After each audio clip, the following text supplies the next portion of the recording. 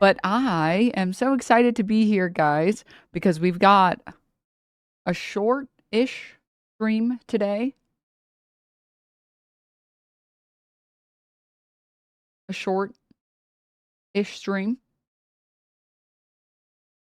I have some plans, if you can believe it. I'm going outside. Oh boy, oh boy. But that means we have a lot to get to. Half day denims? What the hell? What the? But I'm excited. We have a lot of stories. Good morning, everyone. Hi. Third stream, very exciting. Well, it's because I planned so many fun stories for today, and I'm going to get through them rapidly. We're not going to get stun locked, and we're not going to have an ADHD stream. We're going to have a good stream where we get through everything quickly, efficiently, effectively, succinctly, and that's why it's going to be. So, good morning, everyone. Hi. I hope you guys are having a good Saturday so far. Hey, Denims, low quality bait that stun locks you. Fuck you. Yeah. Okay, but can you recommend some skincare tips? Hey. Stop it. Damn you. All right. With that in mind, we have a lot of things to get to. First, foremost, I have a bunch of fun stories for all of you. I don't know how many of you guys saw the piece that came out recently. I think it was from The Atlantic about Kash Patel. TLDR, he got super concerned that he was getting fired, so he just started getting drunk all the time and locking himself in rooms. And they had to get like crowbars to break him out, and they couldn't find him half the time. That's how concerned he was that he was going to get fired. I presume over the spider cash stuff, but yes, Kash Patel. God, ignore rant. Stop. Yeah, it's from The Atlantic. And then I wanted to have a conversation about this fuckhead that's still around. Makes me really mad. I want him to just stop forever. Sam Harris, back on Islamophobia, calling Mamdani an Islamist. A radical Islamist. Yep, he's still around. Yep. Isn't it interesting that he doesn't really spend that much time calling anyone radical Christians? Isn't that crazy? Interesting. Huh. And then I have... Oh, right. The ADL putting out a video on Hassan Piker. It's so funny that the ADL said absolutely nothing. Like, literally, they said absolutely nothing about Elon Musk literally doing a Sig Heil twice in a row. Twice! With the full motion. There was no ambiguity. And they were like, well, maybe he's aware we neurodivergent. Oh. And then they put up a fan cam of Hassan. Yes. I'm not sure how many of you guys saw it, but if you haven't seen it already, I want to watch it with you guys because I think it's very funny. Then I have a really fun Jesse Waters segment where he was like... It was like, I think, a raw milk segment. But it basically just looks like he's jerking shit off in his mouth. It's so amazing. So I want to talk about question mark. I want to talk about that. All right. And there was another story that I'm blanking on right now that's also a fun one. And for our final story and our main story, but there is a massive lawsuit update that I've been very excited to share with all of you. And we get to talk about it today after months and months of not being able to talk about anything because there either haven't been updates or I haven't been able to talk about them. Yay, we get to talk about stuff. So we will talk about that but not towards the end. Once I finish all the other stuff, then we'll talk about that. So without any further ado, Jesse Waters semen demon confirmed. Huh? I don't like that phrasing.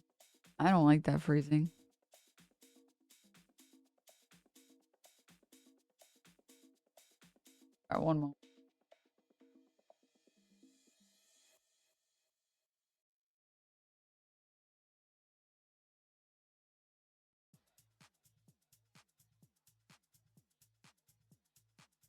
Okay. Can we address this first? Wait a minute.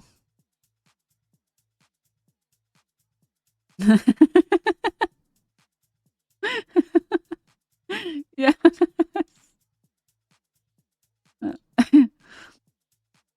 The tweet that says, if I could suck my own dick, they'd have to put one of those cones around my neck to stop me.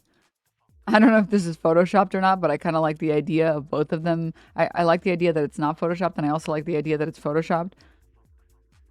Post activity liked by Zohran Mamdani. This post was fact checked by a real patriot. This post was fact checked by a real patriot, and I can confirm. I can confirm this is definitely truly real. Definitely. Oh, I almost forgot this unbelievably funny story. There's a lot. We're going to speed run some of this stuff, okay? Did you guys see the most amazing, most beautiful case of I never expected the leopard eating face party to eat my face? Caitlyn Jenner reveals she can no longer travel internationally after her renewed passport was returned with a male gender marker under Trump's passport policy. She wrote a letter to Trump asking for help, but has yet to receive a response. That's so sad for you. Anyways, I'm sorry.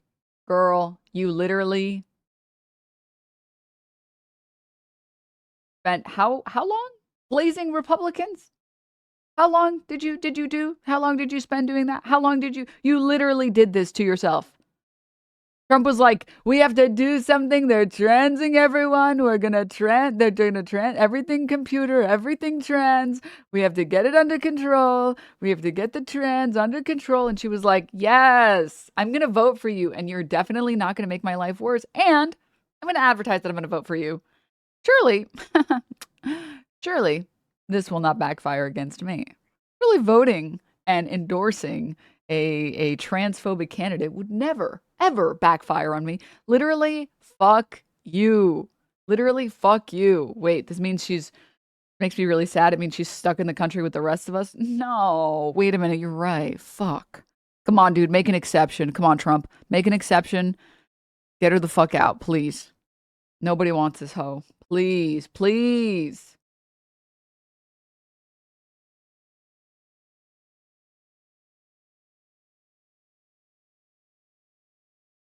Strait's now closed.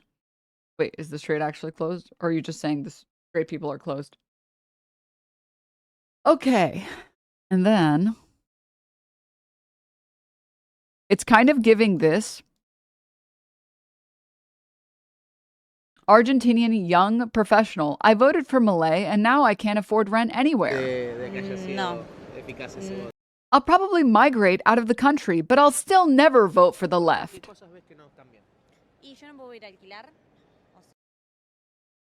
I can't believe the leopard eating face party. My face. Why would they? How could they do this to me? What the hell? Oh, the Strait is now well, the Strait was open for a full day. When I woke up this morning, I'm pretty sure I saw that there was still reporting that it was open. Oh! Well, let's do a quick little title change.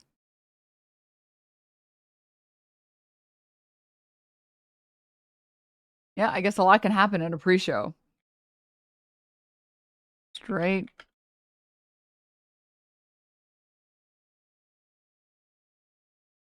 Well, so much for that. So much for a 10-day ceasefire.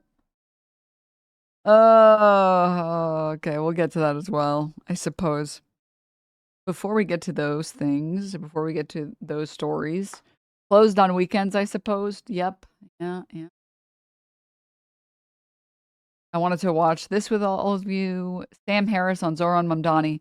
He can seem like someone. You know what? Let me just let him speak. Let me just let him speak. A few comments here. I'm sorry, but Sam, equating Mamdani to Trump is insane. He's infinitely more ethical than any person in the Republican Party. What do you have to say for yourself? So apologies for one point of confusion there, which really is confusion. He's not the equivalent of Trump. He's a very different sort of character than Trump, right? But also one who we should want nothing to do with politically. I think he's a sinister figure. I think he's a none too closeted Islamist or A sinister, closeted Islamist. or at minimum Did he say sorry, I wasn't looking at none too closeted. Okay. He's an open Islamist. A sinister Islamist. closeted Islamist or at minimum apologist for Islamists. He's not ethically sane by my lights at all, though he can seem to be somebody who really just cares about, people who are finding it hard to make ends meet in New York, right? But if you double click, Hey, Sam Dumbfuck Harris, how about you point me to just one policy position that has enacted anything close to Sharia law in New York City? Because I can point at least 10 that have actually cared about working class people. I can point at least 10 policies that he has either campaigned on or actively worked towards for improving the lives of working class people. Oh, well, Denims, did you see Elmo said Habibi? Yeah, hold up. Let me pull that up.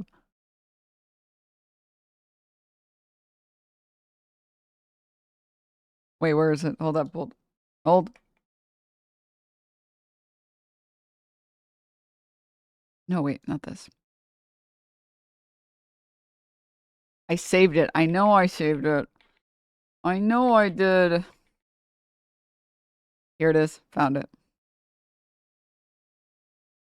Salam alaikum, everyone. I'm Rami Yusuf. Oh, it's Elmo. Mr. Rami, what is salam alaikum? This is literally the average Sam Harris nightmare. He wakes up in like a cold sweat, and what he was dreaming about was this. Well, salam means peace, and it's a way to say hello in Arabic. Oh, cool. Oh, salam alaikum, everybody. Elmo and I are here to wish all of you a happy Arab American Heritage Month. Yeah, happy Arab American Heritage Month. I'm so proud of my Arab heritage, and I'm so happy to share this month with my fellow Arabs and Elmo. So, thanks, Habibi. Oh, wait a minute. What's Habibi? Oh, it's an Arabic word for a special friend. Really? Well, happy Arab American Heritage Month, Habibi. We love you. Salam alaikum. Wait, billions dead. New York City will have free childcare. But at what cost? The mullet rolls are gone, people. But at what cost? Elmo just got radicalized and you're laughing, and Elmo is literally reciting the Quran and you're laughing, and you think it's this funny. You think this is fucking funny. Incredible. You people sicken me. Also, Cool Chatter, what the hell? Thank you for the 50 gift subs. Let's go. That's true, actually. If you gift 50 subs, Sam Harris literally explodes in real time. He curse-splodes in real time. That's true. That chatter literally just curse-sploded. He literally just did an Islamist terrorist attack on Sam Harris. Did you beat RE9, Denims? Oh, yeah. Can't believe Elmo said the full shahada. Oh, Lord. Okay. And then, let's get back to the Sam Harris clip. We should want nothing to do with politically. I think he's a sinister figure. I think he's a none too closeted Islamist or at minimum an apologist for Islamists.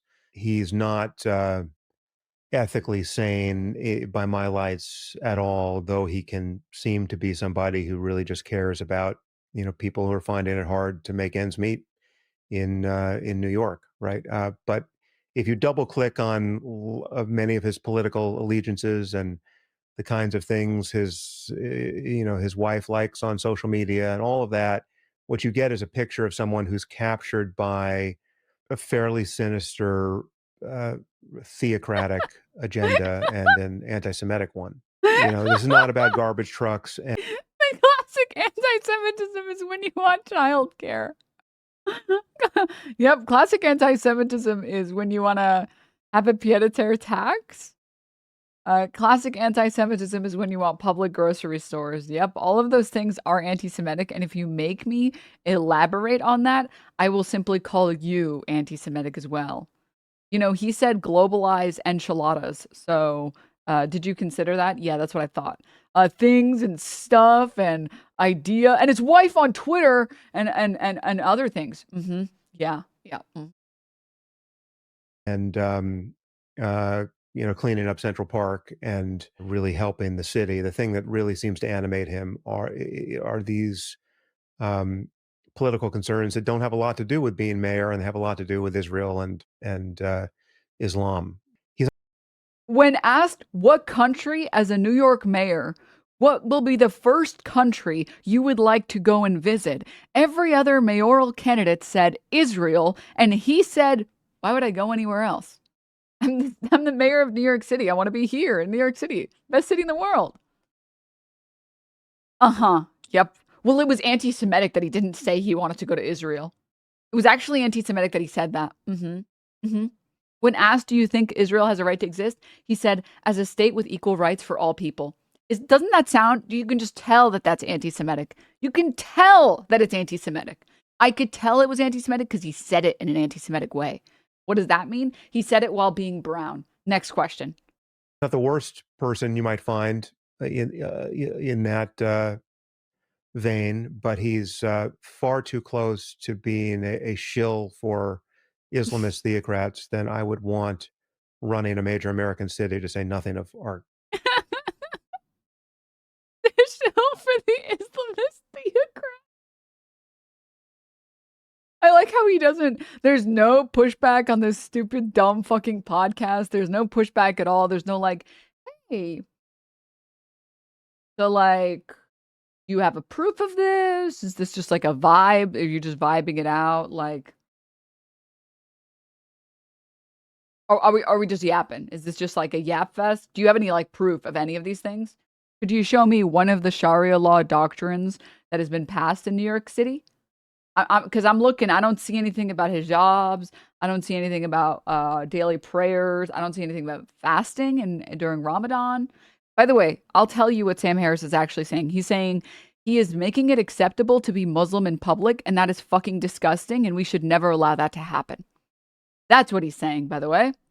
Government, right? So if we had a Mamdani character who was a viable presidential candidate who had these kinds of ties to obvious anti-Semites and Islamists and, Muslim Brotherhood adjacent evil, I would find... He's like, he recognizes that his words don't sound vicious enough. So he's like, evil, by the way, evil Muslims, by the way. Just in case you guys were like curious and you're not sure why you should be mad, I'll just let you guys know they're evil and we're good. All right. And that genuinely terrifying. So obvious that you can list them, right? It should just be so obvious, right? What a joke. A reminder, Sam Harris was always an Islamophobe. Here's proof. He calls Mamdani a sinister Islamist. There is literally nothing Mamdani has ever said or done that qualifies him as an Islamist. He doesn't support an Islamic State or Sharia law for New York. He takes part in gay pride rallies, but he's Muslim, and that's what Harris means and is opposed to, but he doesn't have the guts to say so, and he hides behind the Islamists instead. It's exactly the same. I mean, this is why like all types of bigotry are kind of like, they stem from the same mental illness, which is, I don't like this thing, and I don't like that you're making this thing normal. I don't like that you're normalizing this thing that I hate, and everybody else should hate it with me. Because I'm deathly afraid of it because I'm a fucking idiot. This is the same way that people talk about gay people or trans people and have for decades. Well, you're normalizing it. The normalization in question is just like trans people feel comfortable existing in some trans people feel comfortable existing in public as something other than their assigned gender at birth. That's what they mean. They don't have an actual defense on why it's so wrong it shouldn't exist. It's literally just, this makes me uncomfortable and you shouldn't be normalizing it because I'm a little bitch. So fucking, because here's the thing. Listen, man, Sam Harris, if Mamdani went to New York and he said, we're banning all of the dogs, they're haram, no more pork, it's haram, I'd be like, listen,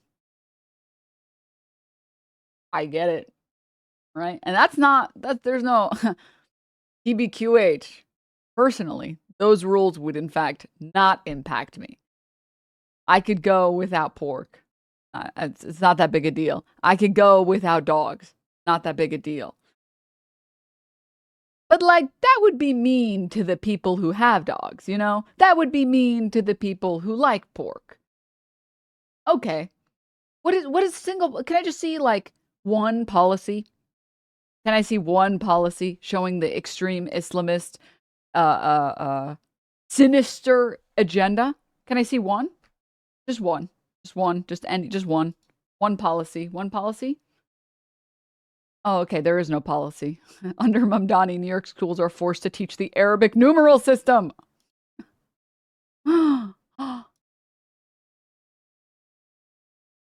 Okay, that one's true. Fuck. Fuck! Anyways, yeah, it's so pathetic. Absolutely pathetic. Well, keep coping, bro. Reddit atheists are over. Okay, woke 2.0 is so here. Grow up, bro. Grow up. Literally grow up. All right, and then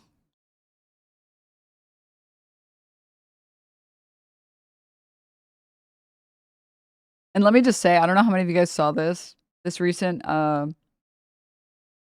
poll from Yale Youth Poll. Wait, from chart the argument source Yale Youth Poll. Young conservatives are much more likely to agree with anti-Semitic beliefs than young liberals. Number of statements agreed with from A, quote, Jews in the United States are more loyal to Israel than America. B, it's appropriate to boycott Jewish American-owned businesses to protest the war in Gaza. And C, Jews in the United States have too much power.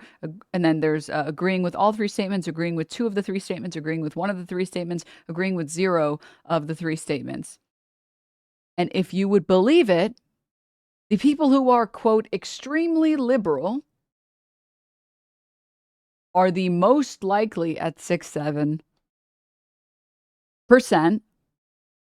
to not believe any of those statements.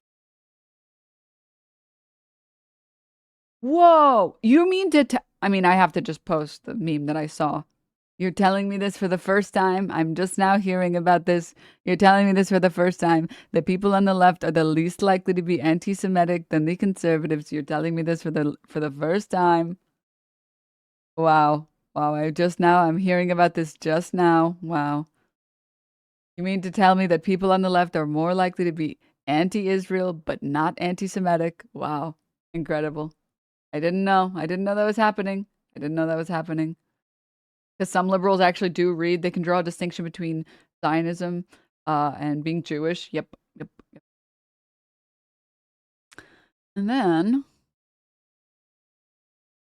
going to be honest with all of you. I don't have context for this, but I just really need everyone to see it. I've been waiting for like 3 days now to provide context for this, and I haven't found any, so I've given up. Yeah, go to church. Find Jesus. Like, I mean, why is everybody so horny here? Lauren Boebert, of all people, the woman jacking a guy off at a Beetlejuice musical, is here to tell us we're all being too horny. Brother. All right. Okay. All right.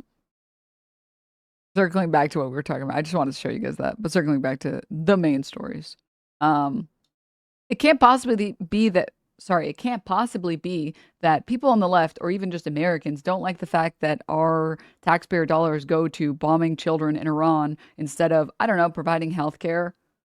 I don't know, helping subsidize housing. I don't know, improving general morale in the people by providing food, water, electricity, anything at cheaper prices. And maybe it kind of puts a bad taste in people's mouths when congressmen are asked, America first or Israel first, and they say Israel first. And the congresspeople say Israel first. Sir, can we ask you America first or Israel first? Israel first. Israel first? Yes. Before America? No, of course not. You fat penguin? I didn't pre-watch this. I didn't know he said that. Oh, shit. Oh, shit. Sorry. That's what you have to say? Halls, you're going to get in a lot of trouble. You're a fat, disgusting penguin, sir. No, you're a loser. You're a fat, disgusting you're a penguin. Loser. You're the biggest fat, loser disgusting that penguin. Oh, he's got no insult game. He's just said loser 3 times. You're a loser and you're a loser and loser. Why is he whispering, bro? Existed. All you guys are losers. You're a fat, You're disgusting losers penguin. that hate America and hate Jews. You're a fat, disgusting penguin, sir. Hate America. You're a How do you fat, feel about Palestine again? Can you let us know? I'm Syrian. I'm not. You're Nobody gives a shit, right? You said nobody Can you gives a repeat? shit, right? What? Earworm. Pal, I'm leaving. You don't have the right to harass people in these halls. We're just asking you a question, sir. You cursed at us, bro. I did not curse. You said nobody gives a shit. We didn't curse at you. We talking treated you respectfully, fat boy. I didn't curse. You said nobody gives a shit. You gonna say that? We have it on camera. Are you gonna lie No, now? you didn't. You're a lying sack of crap, sir. You're a fat penguin-looking PDF, sir. You're a PDF, brother. PDF file. Oh my God. Everything went downhill from there. I mean, what world? I don't.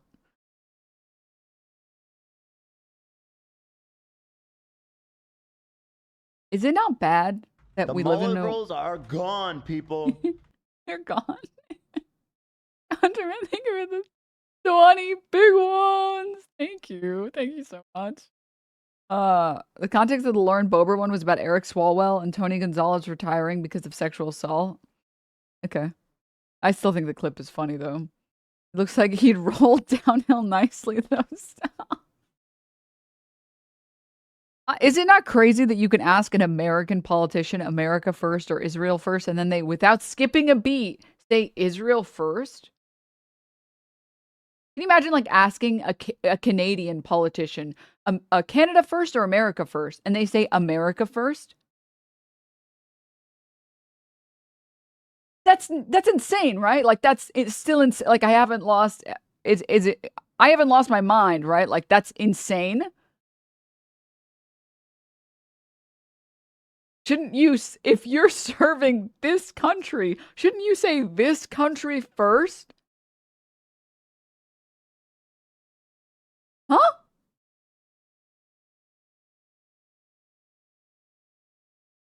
He was so enthusiastic about it too.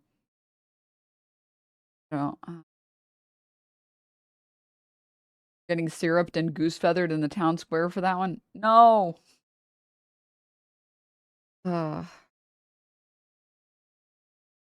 Yeah, and it's gotten bad enough that we're at the point now where, let me find it.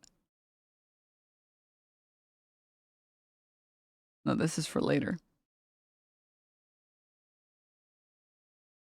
People are denouncing their faith for Trump. As of today, I no longer consider myself a Catholic, and others at the Vatican Sean Hannity, hello? have totally lost sight of the true meaning of the Bible and its teachings. Fox News host Sean Hannity says that he's choosing Donald Trump over the Catholic Church, abandoning his own faith in support of the President of the United States. This is a crazy... Totally not a cult, by the way. Totally not a cult, by the way.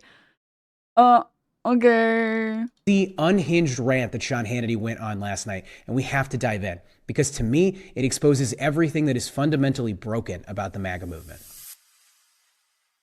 But right on cue, Pope Leo XIV is now seemingly more interested in spreading left-wing politics than the actual teachings of Jesus Christ. As the Yeah, I mean, everybody knows. I will show it because there's a chance some of you haven't seen Supply Side Jesus. And for those who haven't seen Supply Side Jesus, I must always, forever and ever, show all of you this stuff, or this specific video, at least the very first minute. He is right. Sean Hannity is correct in that. Also, this guy's camera is too big. I don't like this guy. His camera is too big, and it bothers me. Like, look at it. Like, mine only takes up like a third of the screen. His is taking up like half the screen. Like, get over yourself, bro. Oh my god. Anyways. Sean Hannity is right. Jesus says you can't help the poor people and you can't help those in need because then they'll get lazy and there will be no incentive for them to work anymore. You need proof? Absolutely. That means Pontius Pilate summons our hero. Bring me this king of the Jews that I might meet him, this supply-side Jesus. Supply-side Jesus arrives. So you are the supply-side Jesus. What a magnificent robe you have. Because of this robe, 10 craftsmen were able to feed their families. The goldsmith who made the trim and the filigree was able to hire an apprentice because I paid him so handsomely. And what a beautiful haircut you have, supply-side Jesus. The barber who gave me this haircut was able to hire a manicurist. She had been a prostitute, but because I needed a pedicure, she is now able to fulfill her true potential. Yes, the cuticles are absolutely perfect. But there are those in Jerusalem who are not happy with your radical new teaching, supply-side Jesus. Watch yourself. Supply-side Jesus leads his disciples past... This is very important. You guys are paying attention, right? This is going to be on the exam. This is going to be on the test, so make sure you understand and you pay attention. ...the leper colony on his way to the Sermon on the Mount. Should you feed the lepers, supply-side Jesus? No, Thomas. That would just make them lazy. Then shouldn't you at least heal them, supply-side Jesus? No, James. Leprosy is a matter of personal responsibility. If people knew I was healing the lepers, there would be no incentive to avoid leprosy. Supply-side Jesus, I think I've got a great line for your Sermon on the Mount. It is easier for a camel to pass through the eye of a needle than for a rich man to enter heaven. For shame, Peter. That's class warfare. But it does give me an idea. It is easier for a rich man to enter heaven seated comfortably on the back of a camel than it is for a poor man to pass through the eye of a needle. No, James. Then that would give then people would have no incentive to avoid leprosy. No, Thomas. Then there would be no market for doctors to serve the lepers. It's a matter of personal choice. So if you think about it like this, Sean Hannity is right that the Pope has become woke, because I don't see the Pope ever talking about supply-side Jesus. The Pope is always ever talking about some bullshit about like helping people and like caring for thy neighbor or whatever the fuck that is. It sounds like woke propaganda to me. That doesn't sound like the Jesus I know that I grew up with. Okay. Fucking broke ass. You know what? Jesus, if you think that, it's probably because you also think that Jesus was poor. Okay. Next, you're going to tell me criminals should be allowed to go free. And they shouldn't be, I don't know, crucified. Well, guess what? Consequences for your actions. I know that that's a difficult idea to consider, liberals. Liberal.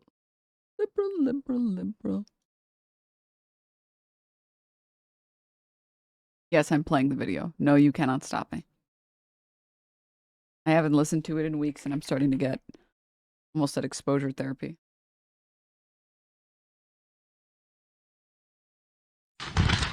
Liberal. Liberal. Happy fun, la la la. Human smuggling, fentanyl deaths. Forced government euthanasia, chopping up children's genitals, la la la la la la la la la la la la la la la. I just love how uncomfortable he looks at the end. All right. Now, was there... What the fuck is this?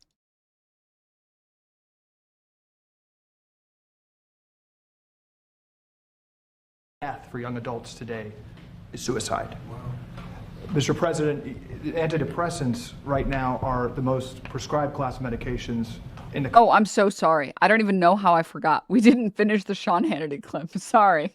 We'll get to the antidepressants in a second. I don't even know how I like ADHD'd so hard I forgot. AP put it, quote, Pope Leo amplified his condemnation of America's conflict with Iran, saying that God does not bless any conflict and certainly doesn't side with those who drop bombs. Well, let's just stop right there, because to all of these hacks in the MAGA movement who use their faith as a shield to justify the terrible things that they want to do to other people, women, trans kids, Muslims, anybody who disagrees with them or looks different from the way that they want the world to look, they think they can justify it based on their faith. It's a disturbing thing that you see from the MAGA movement. It's all these hacks and the way that they twist our faith, and this idea of Christianity is just this narrow, cruel version that they have.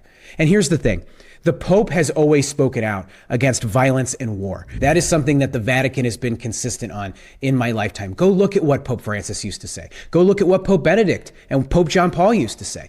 They would oppose these wars. They would call for peace. And right now you've got guys like Sean Hannity who are so desperate to hoodwink the American people into supporting this war in Iran that when they hear a person of faith say, "Blessed be the peacemakers," or "He who lives by the sword dies by the sword," they go, "Whoa." By the way, a person of faith is still downplaying it. I don't know. I think in like the Catholic faith, the Pope is a little bit more important. Oh, buddy, don't get too political on me. How dare you speak out? But when you have Catholic bishops and priests who speak out on abortion, or when you have somebody of the Catholic faith speak out against IVF or other methods like that, which is how we had our son, and I'm a practicing Catholic, it's one of the things that drives me nuts that the church opposes. You never hear them say anything about that. But the minute the church says we should treat immigrants with love, we should do something for the poor, we should take down gun manufacturers, we shouldn't be bombing the shit out of girls' schools in Iran, oh my God, they're up in arms. And suddenly it's a twisting of their faith. Because to them, Christianity is just a narrow thing. It is about social issues and controlling other people, and they use it for their own political gain. It's disgusting. What's this guy's name? Mike Nellis? It's a shame his camera's so big, so I have to hate him because he was actually spitting. He's that clip. He's like, "What the fuck? The fuck is wrong with people nowadays?" Don't send anyone, guys. Okay. Besides that, sorry. Can we get back to the antidepressants part for a moment? Also, yeah, just to be very clear. Republicans in this country are some of the most hedonistic pieces of shit, which I'm fine with, bro. If you want to be a hedonist, go for it, man. I don't judge the fact that all of the conservatives are on Grindr. I don't even really judge Lauren Boebert for jacking that guy off at Beetlejuice. I don't really care. I think it's weird. It's weird. But like, I don't really care that much. Like, I'm like, you shouldn't do that in public. I don't know. That's but whatever. There are, I guess, worse things. I don't know. The problem is that they'll do and say all that shit. Not even to like a horny movie like Beetlejuice. Not even like, sorry, what was I saying? They'll say and do all that shit, and then they'll use religion as a tool to oppress other people. They don't care about any of that. They literally don't care about any of these religious texts. They don't care about whether or not God hates gay people or whatever. Or whether God hates trans people or whatever the fuck. I don't even think that they actually think that God hates immigrants and poor people. But they have to pretend like it's what God wants. So that, they can oppress people. For funsies, smile. But that is neither here nor there. Let me see this shit. Country. Over 20% of women are on an antidepressant. And is that good in terms of do they work? There's highly problematic research on the fact that over 20% of U.S. women are on these drugs that are prescribed for life. We have a mental health crisis. And do they work? No. The person in the background. No, they don't work. They don't. I'm on a couple of them. And I would not have. I would not I said, I figured I'd be next, but no, it is definitely an issue for women. So. Death for young adults. All right, I'm going to say something bold and brave.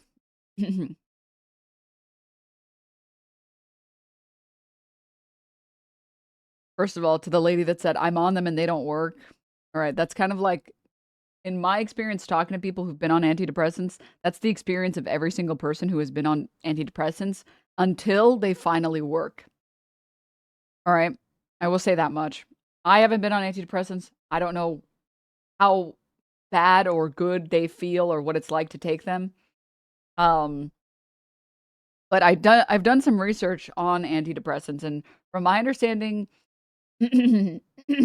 for some reason, different antidepressants work for some people and they don't work for other people because they target this. Maybe this science is like debunked at this point, and it's since changed. This is my understanding from like a year or two ago or whatever, that like different antidepressants are targeting different parts of the brain, and they're very fickle.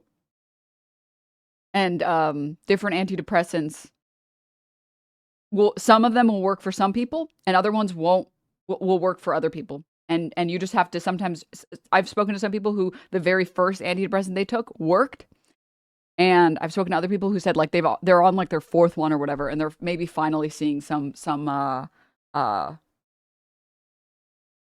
positives. The other problem too is that sometimes the problem isn't actually depression, so you can get prescribed antidepressants for something that is not for problems not being caused by depression. I had a friend who had like severe OCD and something else, and I'm mistaking what it was. Maybe it was like BPD or something, I don't remember. And they put her on antidepressants, and it didn't make her life better because it wasn't what she needed. So there are a lot of people also who get prescribed antidepressants who are supposed to be getting prescribed different things because that's not what's actually going to help you, because that's not what the drug is meant to help, because you can get misdiagnosed, right? A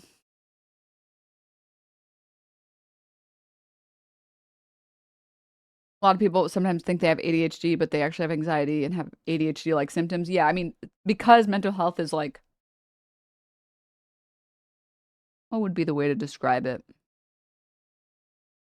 I guess because brains are so complicated, and the way that mental illnesses are, or disorders, or whatever you want to call it, are so finicky, and they're all symptom-based. Well, not all of them. Some of them you can like do brain scans and check that stuff. But for a lot of them, they're symptom-based. So you can have symptoms in a couple categories and get misdiagnosed for having one thing or having a different thing. And of course, those drugs aren't going to work for you because you don't even have the thing that they're trying to fix. And you should be taking something completely different, or a dose that's completely different. And also, this is only anecdotal from friends of mine who've taken antidepressants. They've always described people who I know who've gotten on antidepressants and then have had those antidepressants actually help them long term and have gotten off them. They've described the period of time when you're on the antidepressants to be worse than when you're off them. But once you're off them, sorry, let me start over. Friends of mine that I've known who have taken antidepressants have described the period of time where you're taking the antidepressants to be worse than before you were taking them. But after you stop taking them, after they've worked, you feel like 100 times better. And that like it can sometimes dull you. And that's part of like the process. Again, I can't describe it personally because I haven't been on antidepressants, so I don't know what it literally feels like. And I'm sure person to person is going to be different. So I also wouldn't be surprised by someone being on antidepressants saying they're not working. Turns you into a zombie. I've heard that a lot. That taking antidepressants, it has to get worse sometimes before it gets better. Using many words just to say medicine can be bitter. Yeah. Fake leftist. You haven't been on antidepressants? No, I have my leftist card right here. It says ADHD. Okay. All right. It says anxiety, ADHD, and definitely nothing else. Okay. Shinryu, thank you so much. Welcome, welcome.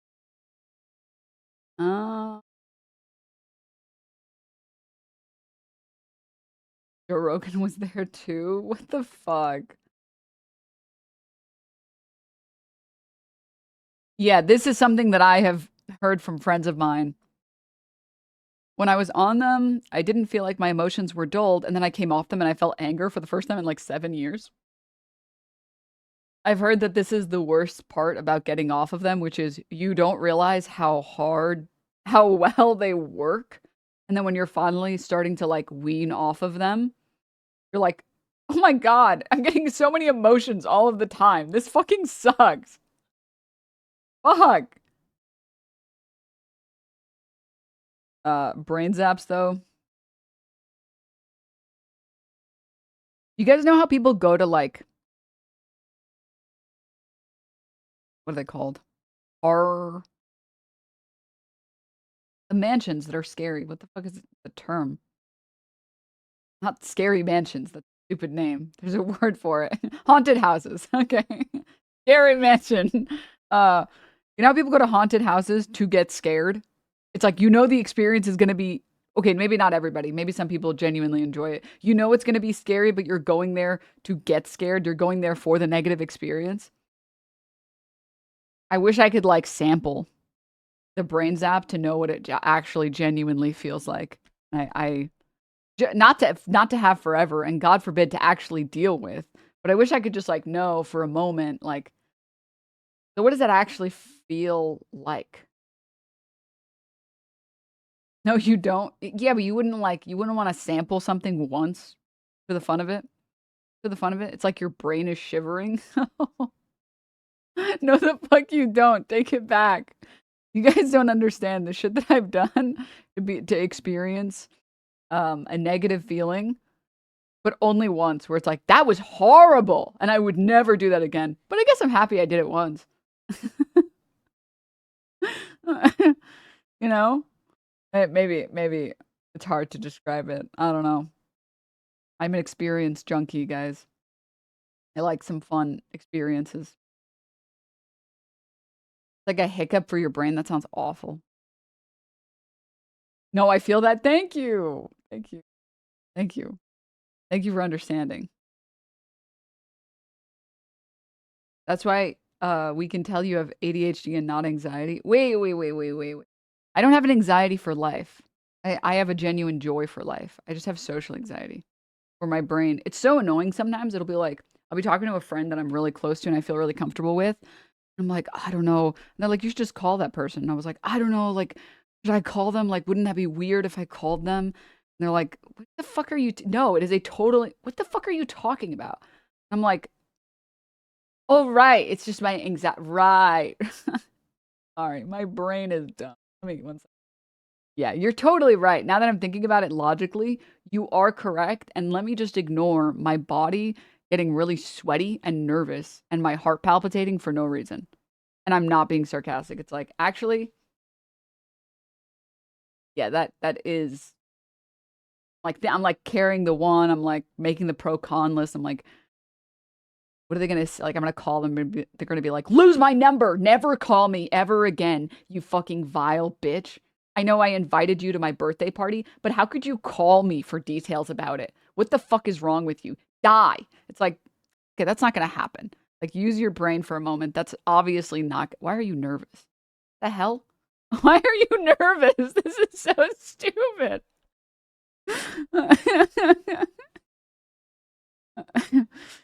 So yeah, I just have like the really stupid, annoying anxiety that doesn't actually mean anything. And just makes me nervous about stupid things. I feel bad for people with generalized anxiety because it's like, damn, that sucks. All right. Fear is the mind killer and stuff. True. Real. It does. It sucks so bad I have it. It's like telling your server, you too, after they say enjoy your meal. Dude, the number of... Yeah, I don't want to get into it, but... Not okay. Not okay. I've been going through existential OCD and gad, it's wild. Oh, dude. That is... that is I don't mean to make your life worse, but that is it's a terrible, terrible combination. Holy shit. You are stronger than the troops. Oh, fuck. Oh my god.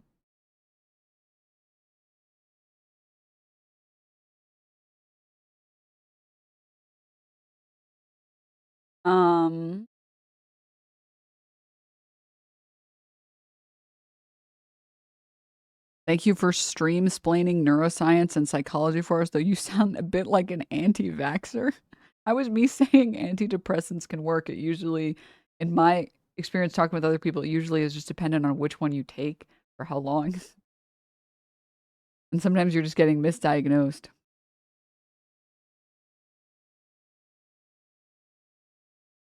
Why did you copy paste it? I just responded. Are you a mobile chatter? Hello?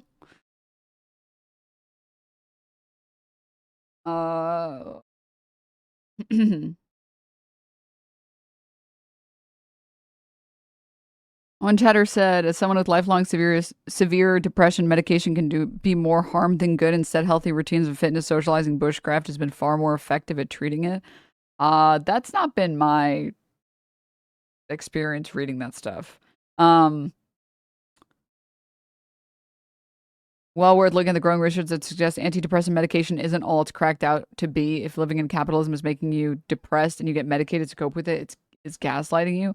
I disagree with the outcome there. The reality is, like, all mental disorders or mental illnesses that you deal with have coping strategies. And coping strategies have, like, upper limits. And the upper limit is going to differ for different people. So there's no one that is going to be negatively impacted, for example, by going for a walk, right?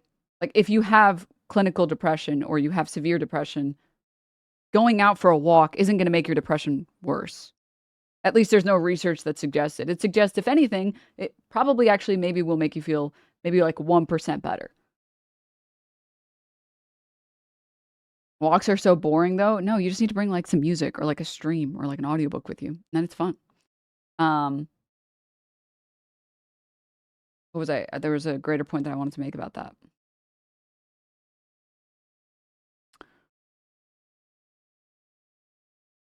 Right, yeah. So coping strategies are like across the board good. And generally the ones that are used for people who are dealing with mental illnesses or mental disorders or whatever, they're still helpful even if you don't have them, right? Like, I know my ADHD ass, like, if I don't make to-do lists, I will just, streaming is like,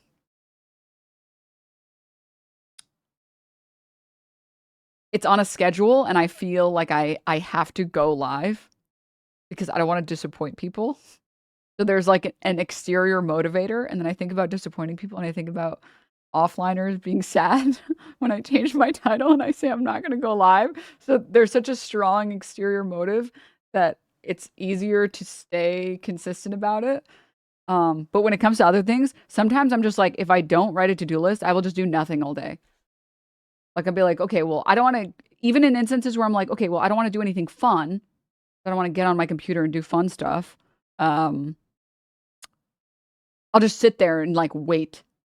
I'm like, okay, I'm going to do stuff any second now. Any minute now. Any minute now. Any minute now. And then somehow it's 8 p.m. I'm like, what the fuck? What am I doing? Just write a fucking list, dude. What are you doing? Oh my God, you stupid dumb brain. But that's not like, that's like a coping mechanism. And it's a coping mechanism that would help you regardless of whether you have ADHD or not. Like writing a to-do list at the start of every day.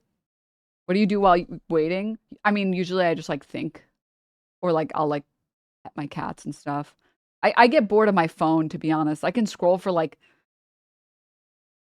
30 minutes and then I get bored. And then like I'll start procrastinating by doing stupid shit. Like I'll be like, well, let me vacuum. Like, I don't need to vacuum.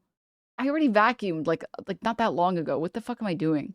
And then the whole day is gone and I've done basically nothing. Like I did a load of dishes and vacuumed and the day's over. It's like I could have gotten so much work done that I want to get done if I had just sat down and wrote a list of things that I wanted to do. Um,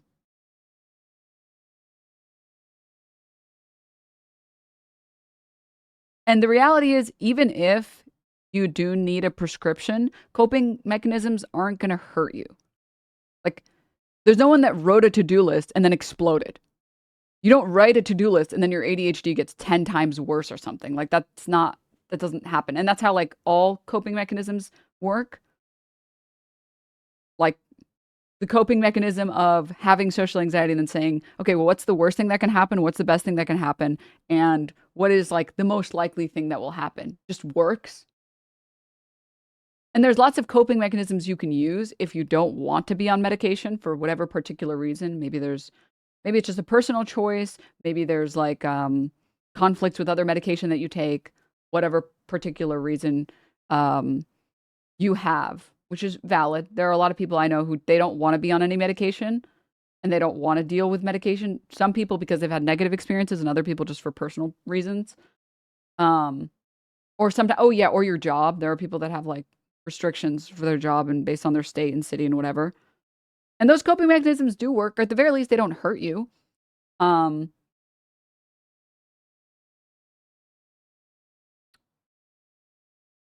But if you're dealing with severe symptoms, it doesn't help or it doesn't hurt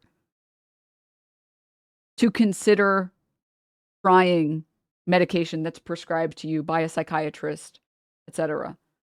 Like, it might actually make your life better. It doesn't mean that everybody needs it, and it doesn't mean that it's gonna help you for sure, but for some people, it makes all the difference.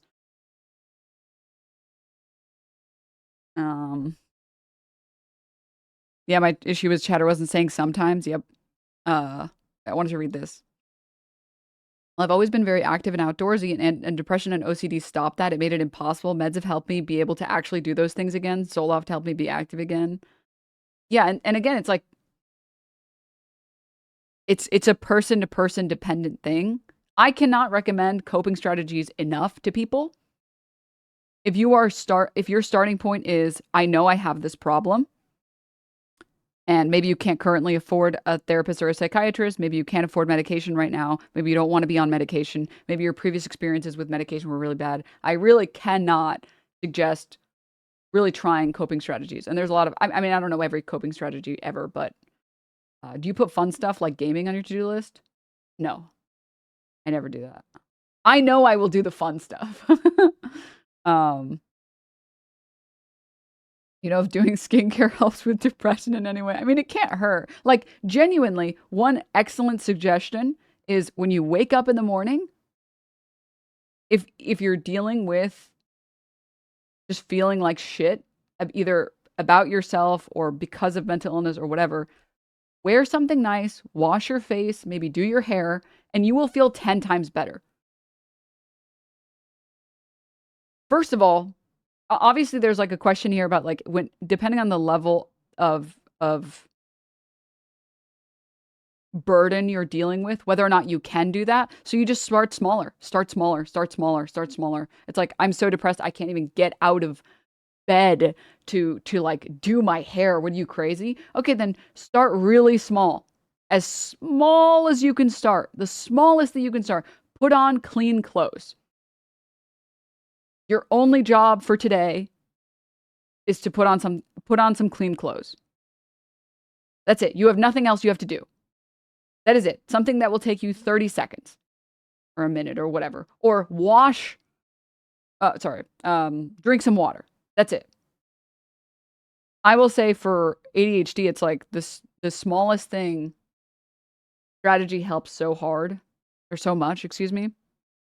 Where if I know I keep putting off a task over and over and over and over and over again, it's because I'm making the task too big. It's like, sometimes what I do is I'll break tasks down into time. If doing the task is too hard, it's just at 5 o'clock, spend 5 minutes doing this. And I know if I spend 5 minutes doing it, I'll spend an hour doing it. And that task is so small, it's easy to start. And I know I will feel, and the other reason why starting a task at the beginning of the day is really good, especially if you have ADHD, it makes you feel very accomplished. It's like, well, I did all that and I never do that. Hell yeah. Okay, I got this day. Lock the fuck down. Whereas, I don't know about you guys, when it hits like, if I've been awake for 5 hours and I've done nothing, I get so frustrated and I'm like, I'm such a loser. How did I just spend 5 hours awake and I've done nothing? Whereas on days where I work out, I'm like, you know what? Dude, I fucking worked out. Hell yeah. I accomplished something small today. All right, dude, dope.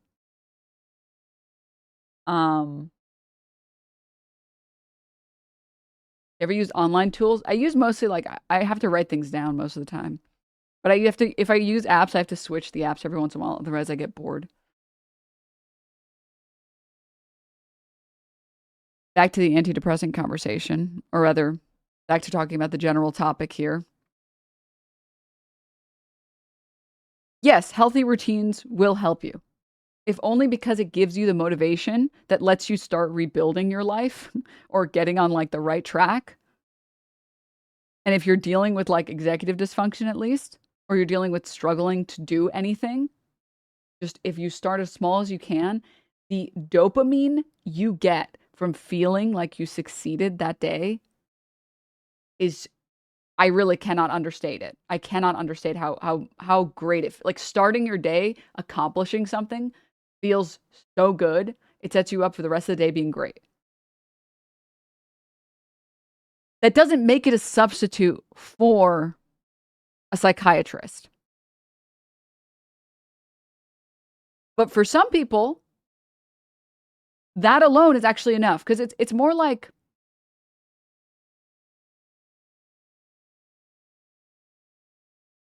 you just need something sometimes to kickstart you. And if you can get that kickstart, it's easy to keep going. Imagine, I was going to say imagine a burger, but I couldn't come up with a burger analogy. Imagine like falling into like a hole. And you have to like, have you guys seen those like physics memes where the people run around the edge of the hole until they get out? You're not going to be able to just like super jump your way out of that fucking hole. You need a little bit. Okay, maybe I should show a visual to make people understand. Love imagine. No. Just dig your way out. No. Running out of hole. Physics. Ah, here it is.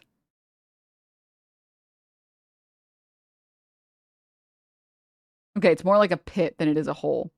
Have you guys seen this video?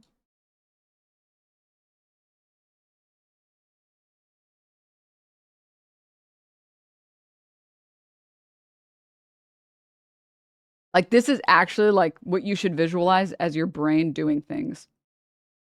First time I've ever seen that. If you're just trying to like brute force, like climb out of it, you are going to make your life so much more difficult than needed. Literally so much more difficult than needed. Whereas if your only goal is like every day you're just taking one step, one step, one step, one step, and you're building that inertia, you're building that momentum, you can climb out of that pit. Now imagine different people's level of depression or executive dysfunction being a bigger and bigger and bigger and bigger pit. For some people, the pit is like kind of small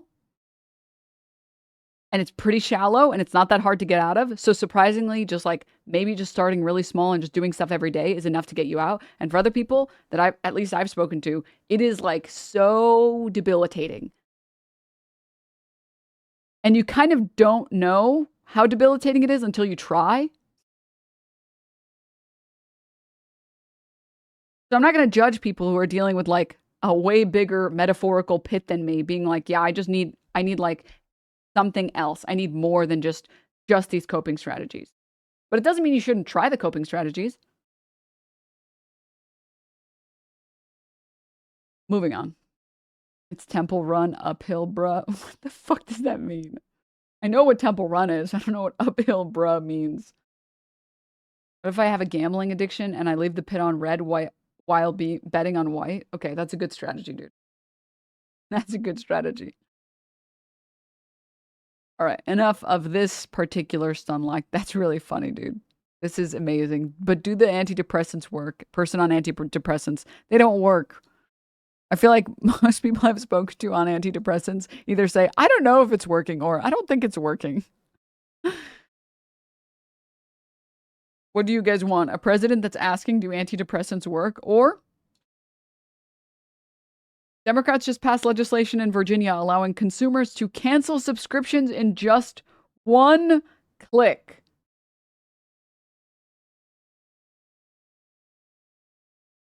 So hilarious watching Republicans twist themselves into knots trying to call obvious good things like this bad.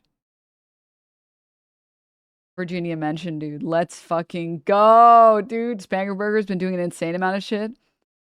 I'm going to say it, okay? If your product sucks so bad that the only way it can make money is by making canceling it impossibly difficult, your product shouldn't exist. Your product should be good enough that even if people canceled when they wanted, you would still be in business. I know. You got me. You got me. I'm woke. I'm a wokey McWoke. You got me. I live in Virginia. Unfortunately, it's MAGA Hog County. I'm sorry, bro. Sorry. Sorry you gotta live like that, man. Same concept here as the pit. We need Democrats to do those little things that show it works. So I feel like this stuff really is huge. I mean, yeah, every single the woker out here. Every single step we make or take towards more and more progressive cities and more progressive policies is just showing the rest of the country. By the way, you guys can do this anytime you want. It's just that your politicians are all corrupt and just serve the billionaire pedophile class. Yeah. No, you guys could have easy cancellations, by the way. No, you just have a pedophile for a congressman. You just have a pedophile for a mayor. So that's why you don't get to have these small things that are nice.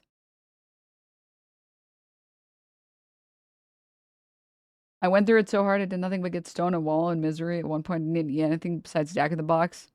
Yeah, no, some pits are deep. Some pits are deep. I hate to say it. But you know what pit is the deepest pit? Whatever the fuck K-hole Jesse Waters is in. You guys seeing this shit? I want the penis. You get underneath it and you just squirt it right into your mouth. You're saying that's not healthy. Don't just whip it out. Allegedly, he was just whipping it out in a car in broad daylight in front of the intern. Like, that's not the slash her tires like a normal freak moment you do it. It has to be done in the moment of maybe some passion. I want the penis. You get underneath it and you just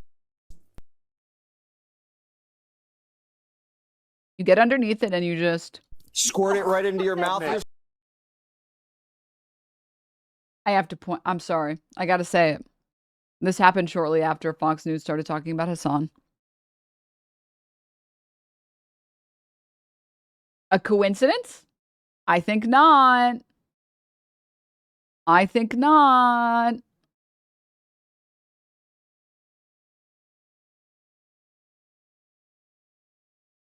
Just to be clear about that, but so if you're saying if you grab a cow's udder and you get underneath it and you just squirt it right into your mouth, you're saying that's not healthy. You were trying to get clipped again, aren't you? No. Are you dating? Just to be clear about that, but he literally said he's clip farming. Soft core Saturday.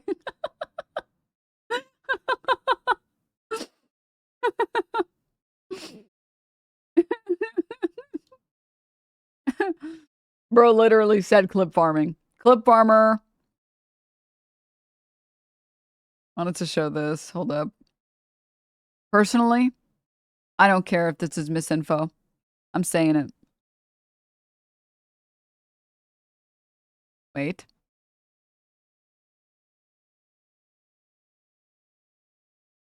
Hold.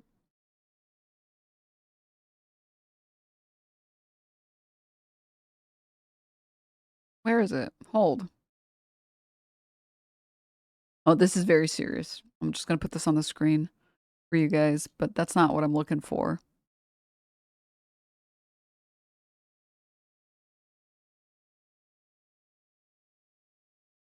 Yes, here we go.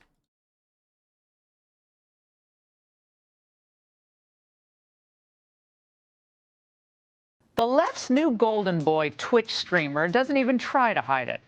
34-year-old Hassan Piker not only hates America, he's hinting at a civil war. A noted far-left influencer is declaring the Republican Party the biggest terrorist on earth. Brett, good evening. Hassan Piker is unapologetic for his controversial comments on a range of issues. An anti-American far-left commentator who is named Hassan Piker. Now that he's being highlighted, Democrats are flocking to him. She's not out there on Hassan Piker's show, right? For example, right? The man to his left is a very controversial guy. Hassan Piker insults just about everyone. Where if you go back and listen to some of the things that he says, Carl, this guy's not going to wear well. Their so-called Joe Rogan of the left, Hassan Piker, is back in the headlines, this time for calling Republicans terrorists. Piker has a controversial history, and we've been showing you this all week. You don't give somebody like Hassan Piker this kind of attention, this kind of platform. It only rewards the kind of rhetoric that I just described. Hundreds of students lined up and packed into these rallies,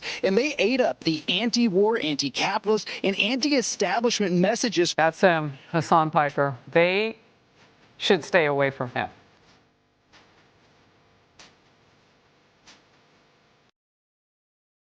I like how they're making him sound more based than he is. Like he's a fuckhead who lies about gaming streams. Be real. If you're gonna slander him, at least make the slander so good I could die. What is this?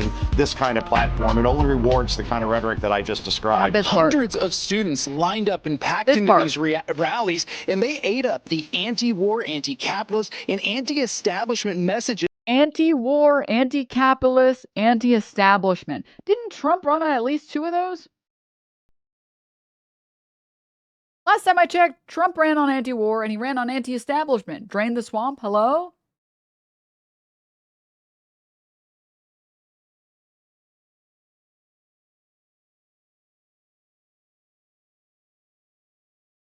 That's him. I'm just going to say Denims has delivered more gaming in a month than Hassan has in the last 5 years. And I've done something he is incapable of doing. Finishing a game. I said it. Yep. Hassan Piker. They should stay away from him.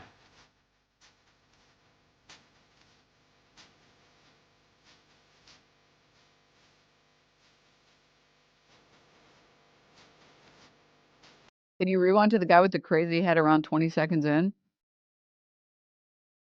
This guy? Or are we?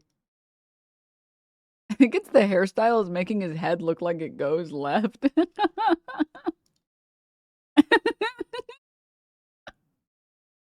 It literally looks like you took like the liquefy tool on. He looks like an eraser still. Oh, no. Bro gotta rub this for heads. Oh no, dude, stop. You can't say that. That's diabolical.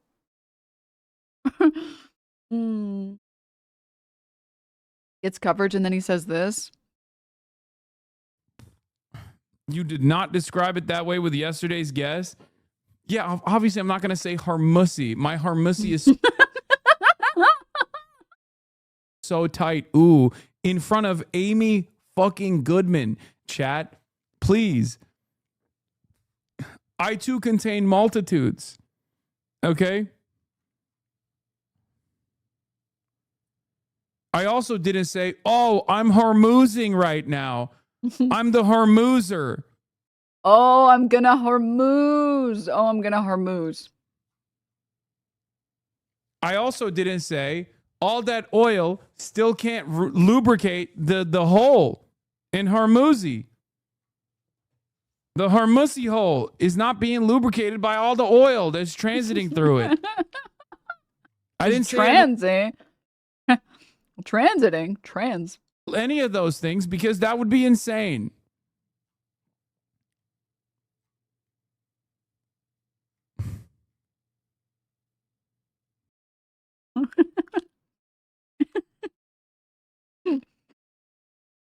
The Hormuzi is dry, people.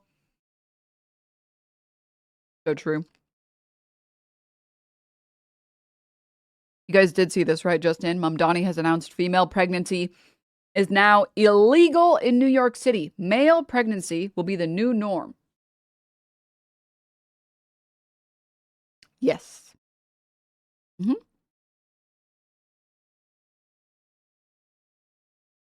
Yes.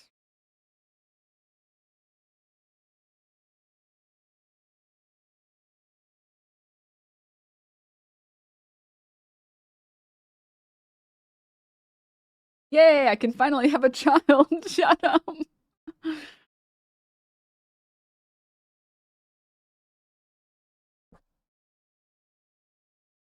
Oh, sorry. I meant to show this earlier when we were talking about Spanberger. New, Abigail Spanberger just signed a law ending the tax exemption status for the United Daughters of the Confederacy and other Confederate groups. And it's a quote tweet that says, I haven't heard a single word from her since inauguration, but every day there's a bill that's just total scorched earth against the Republican Party. This is the funniest governor we've ever had. She literally sees every headline that says she has the opportunity to do the funniest thing ever and says, bet. Say less. I got you. Bet.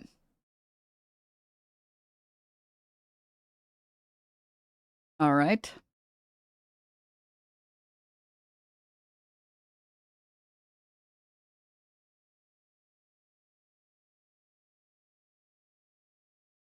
Also, chat, are there any people that are updating or that are staying updated on the Ashley St. Clair Benny Johnson drama? Because low curcuminally, I want to see more tea. I honestly should probably see, I don't know if Candace Owens has been covering it, but she is kind of like a content demon. I feel like she would be. Can we get a link to the Mamdani tweet? Oh, absolutely. Yes, for sure. The Mpreg one? Absolutely. Did she actually release something? No, I'm still waiting. I'm waiting. I'm waiting patiently. I want the Lavender family expose. For anyone who doesn't know, Ashley St. Clair was one of like the Elon Musk baby mamas or something. And I guess conservatives are mad at her. So she started making videos saying, I'm going to come after all of you and I'm going to expose all of you. And they've been posting essays. Benny Johnson. So she was like, Benny Johnson, I'm coming for you next. And she said, and he says, this post will not get clicked. It won't make headlines. It won't be breaking the internet because it will not feed the drama machine. But it's important to say, I am a Christian. As a Christian, I try to live out my faith. It's impossible to always get it right, but it's something I strive for. Translation. Sometimes I suck a lot of dick. All weekend. Hundreds. I've lost count. But I really do try. Afterward, I go to church. I go to the confessional and say, what did they say? Forgive me, Father, for I have sucked. And he always forgives me because I try my absolute best. I try my absolute best, continuing in the actual actual statement. All of that was in the actual statement, but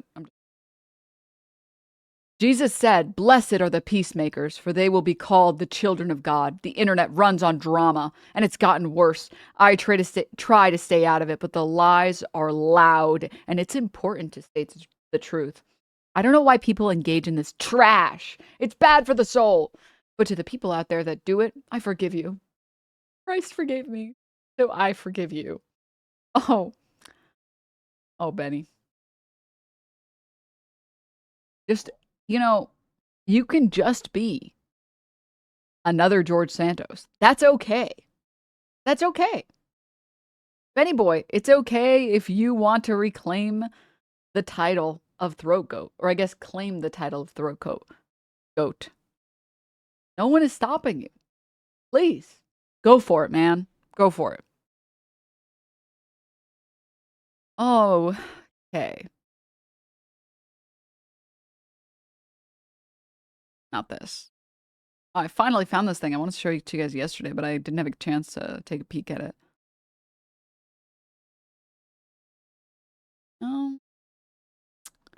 I think for all of those segments... Oh my god, how could I forget? How could I forget? Well, actually, this is its own thing. Oh, this is for Sunday Fun Day. Gotta save some treats for tomorrow. I don't have context for this, but I've seen this on my feed like 40 times now. 25 million views. So I don't care anymore. You guys are seeing it. The first 5 times I scrolled, the next 5 I scrolled, the next 5 I read, and now you guys are dealing with it. Clash of Clans, you know, the shitty mobile game. Put out this ad. Live like a queen. The Foot tribute bundle is now live. Cast in perfect detail. Bare and unapologetically regal. A decadent indulgence for the truly refined. Judgment fades. Elegance lingers. The shop awaits your most cultured decision. Maybe there's too much capitalism.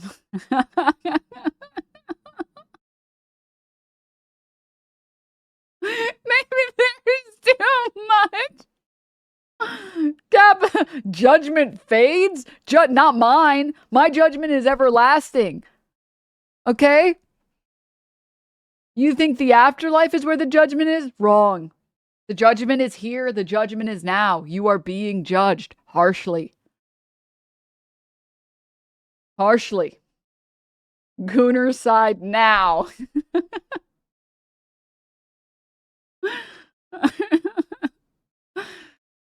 All right, let's close these tabs. Now for one of our main stories today, I would like desperately to talk about Crash Out Patel. For anyone missed, The Atlantic put out this piece. The FBI director is MIA. Kash Patel has alarmed colleagues with episodes of excessive drinking and unexplained absences.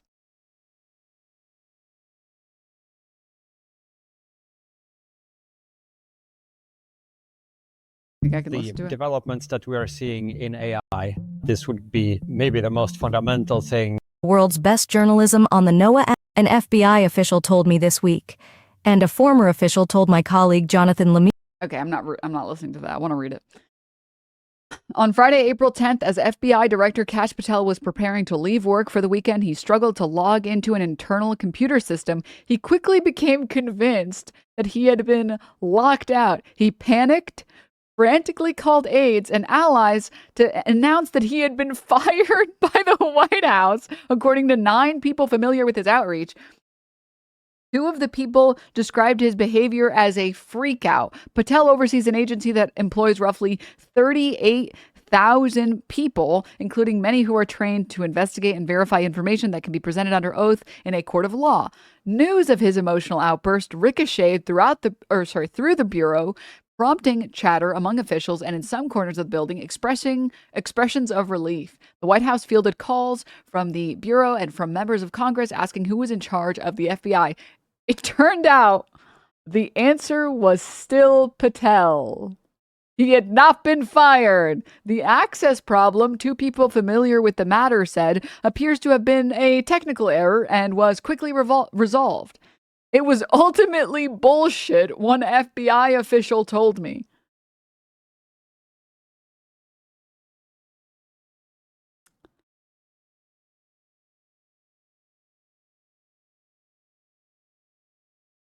I'm so glad that the seniors in charge who don't know how to use computers have all of the power in our society. That's so good. Yes. He forgot his password and then forgot that he forgot his password. It turned out, but Patel, according to multiple current officials as well as former officials who have stayed close to him, is deeply concerned that his job is in jeopardy. He has good reason to think so, including some having to do with what witnesses described to me as bouts of excessive drinking. My colleague Ashley Parker and I reported earlier this month that Patel was among the officials expected to be fired after Attorney General Pam Bondi's ouster. Don't worry, Trump only fires women. On April 2nd, we're all just waiting for the word that Patel is officially out of the top job. An FBI official told me this week. And a former official told my colleague, Jonathan Lemire, that Patel was rightly paranoid. Senior members of the Trump administration are already discussing who might replace him, according to an administration official and 2 people close to the White House who were familiar with conversations. In response to a detailed list of 19 questions, the White House spokesperson, Caroline Leavitt, told me in a statement that under Donald Trump and Patel, Quote, crime across the country has plummeted to the lowest level in more than 100 years, and many high-profile criminals have been put behind bars. Director Patel remains a critical player in the administration's law and order team. Acting Attorney General Todd Blanche told me in a statement, Patel has accomplished more in 14 months than the previous administration did in 4 years. Not to alarm you, Denims, but your thumbnail for me was the Clash of Clans feet. Get baited, idiot. You thought we were going to talk about feet? Wrong. Anonymously sourced hit pieces do not constitute journalism. So I'm just gonna take a gander. I'm just gonna take a guess. I'm gonna take a little guess here that the Trump administration is really not enjoying the Iran Lego videos, huh? Yeah. Yeah. FBI responded with a statement attributed to Patel. Print it, all false. I'll see you in court. Bring your checkbook. That's so soy. Oh, God, dude. IT Lockout episode is emblematic of Patel's tumultuous tenure as director of the FBI. He's erratic, suspicious of others, and prone to jumping to conclusions before he has necessary evidence, according to more than 24 people interviewed about Patel's conduct, including current and former FBI officials, staff at law enforcement and intelligence agencies, hospitality industry workers, members of Congress, political operatives, lobbyists, former advisors, speaking on the condition of an anonymity, discuss sensitive information in private conversations. They describe Patel's tenure as a management failure and his personal behavior as a national security vulnerability. They said that the problem with his contact was well beyond what has been previously known and can include both conspicuous inebriation and unexplained absences. I mean, if you think about it, he's kind of just taking notes from the president. You know, given the whole, I should be showing up to work as the president of the United States, but instead I'm golfing. His behavior has often alarmed officials at the FBI and the Department of Justice, even as he won support from the White House for his eager participation in Trump's efforts to turn federal law enforcement against the president's perceived political enemies. Several officials told me that Patel's drinking has been a recurring source of concern across the government. They said he is known to drink to the point of obvious intoxication. In many cases, at the private club Ned's in Washington, while in the presence of White House and other administration staff. That's good, right? That like the head of the FBI just gets unbelievably plastered every single day and then goes out in public. I'm sure he's not sharing any secrets, right, guys? I'm sure this is someone we can trust with classified documents, right? Right? He is also known to drink at excess at the Poodle Room in Las Vegas, where he frequently spends parts of his weekends. Early in his tenure, meetings and briefings had to be rescheduled for later in the day as a result of his alcohol-fueled nights. 6 current and former officials and others familiar with Patel's schedule told me. On multiple occasions in the past year, members of his security detail had difficulty waking Patel because he was seemingly intoxicated. According to information supplied to Justice Department and White House officials, a request for breaching equipment normally used by SWAT and hostage rescue teams to quickly gain entry into buildings was made last year because Patel had been unreachable behind locked doors, according to multiple people familiar with the request.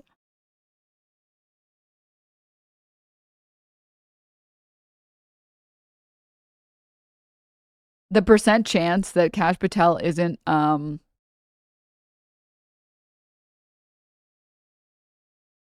totally blackmailable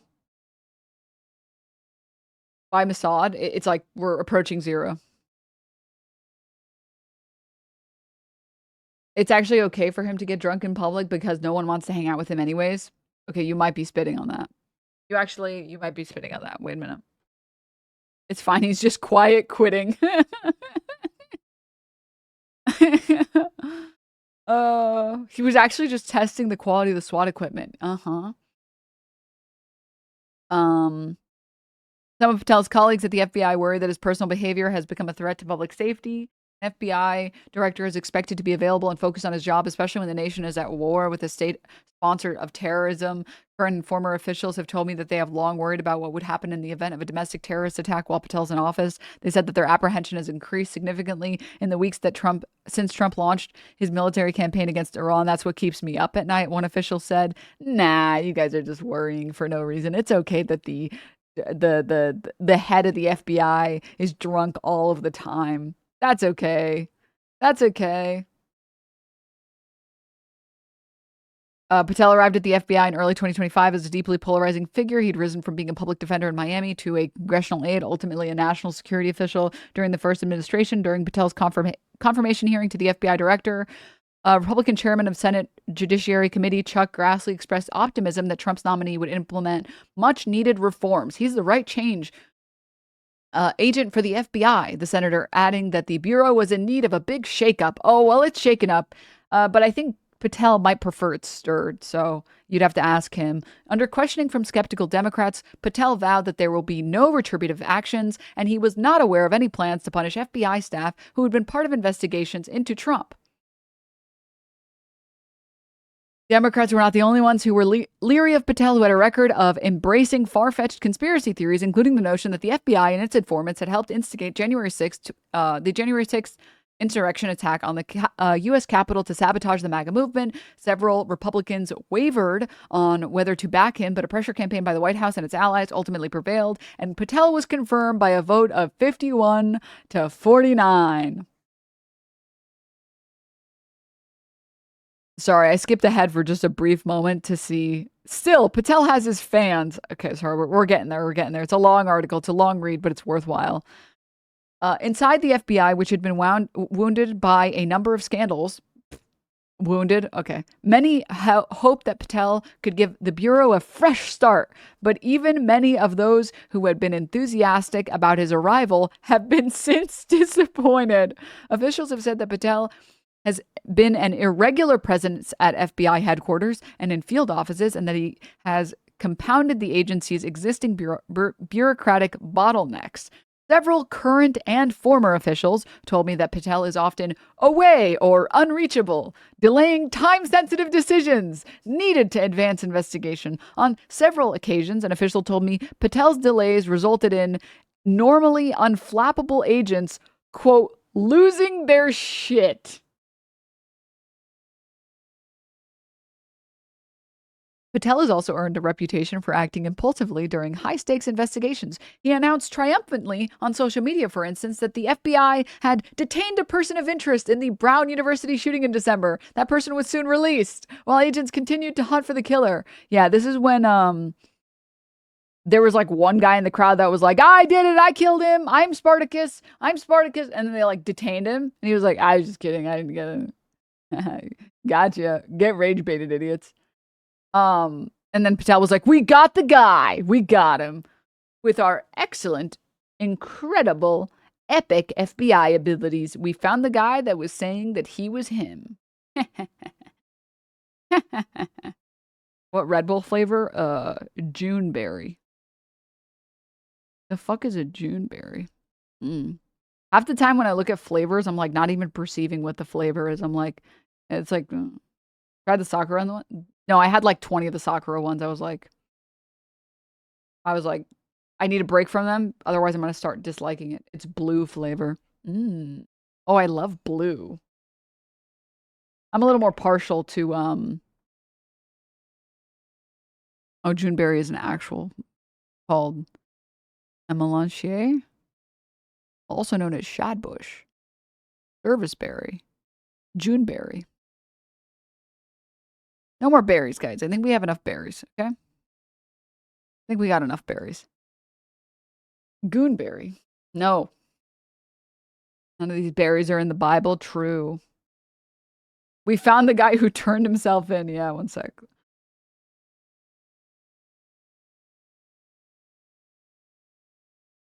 All right.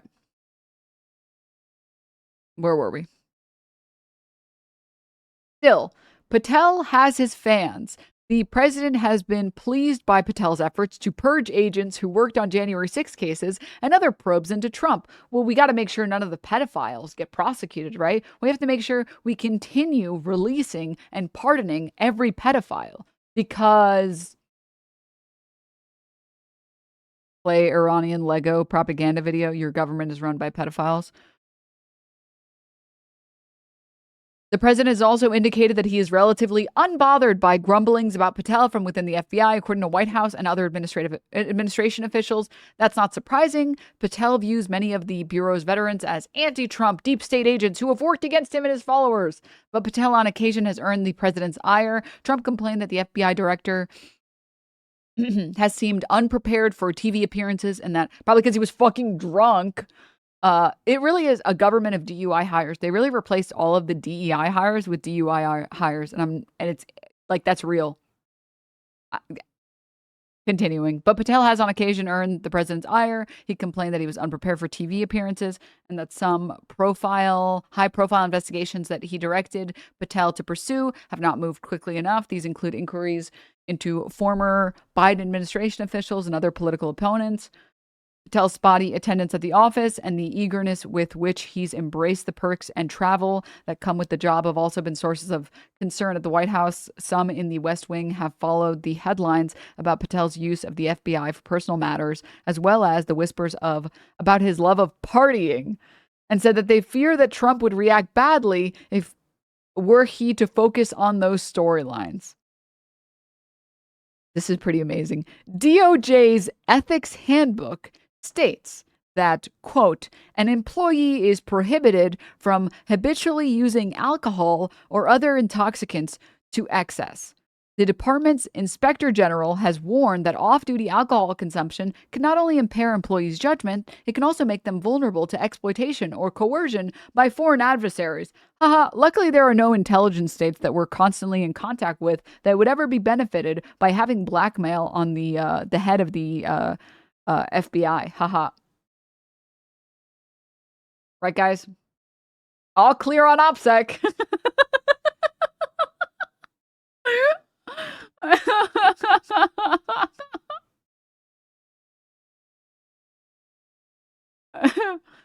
All clear. All clear. Clear. We're clear.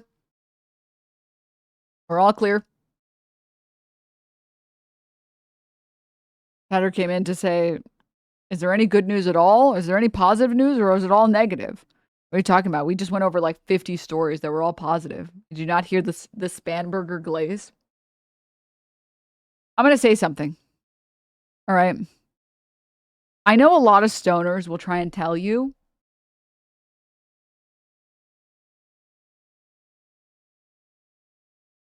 we should have weed so people aren't abusing alcohol. Because everyone abuses alcohol because weed is federally prohibited. And maybe if we had weed, more people would stop abusing alcohol and start instead using weed. I'm not claiming that. Okay?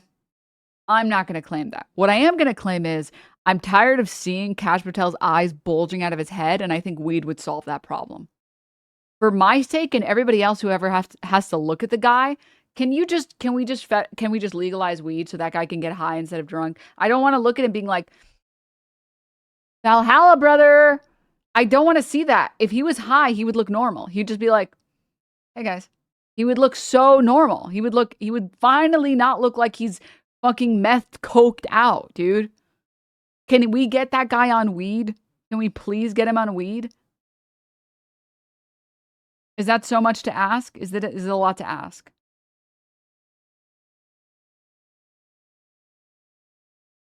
You will not be in a white people's heaven, brother. Best I can do is get myself on weed. Sorry. Lights blunt. Oh, God. All right.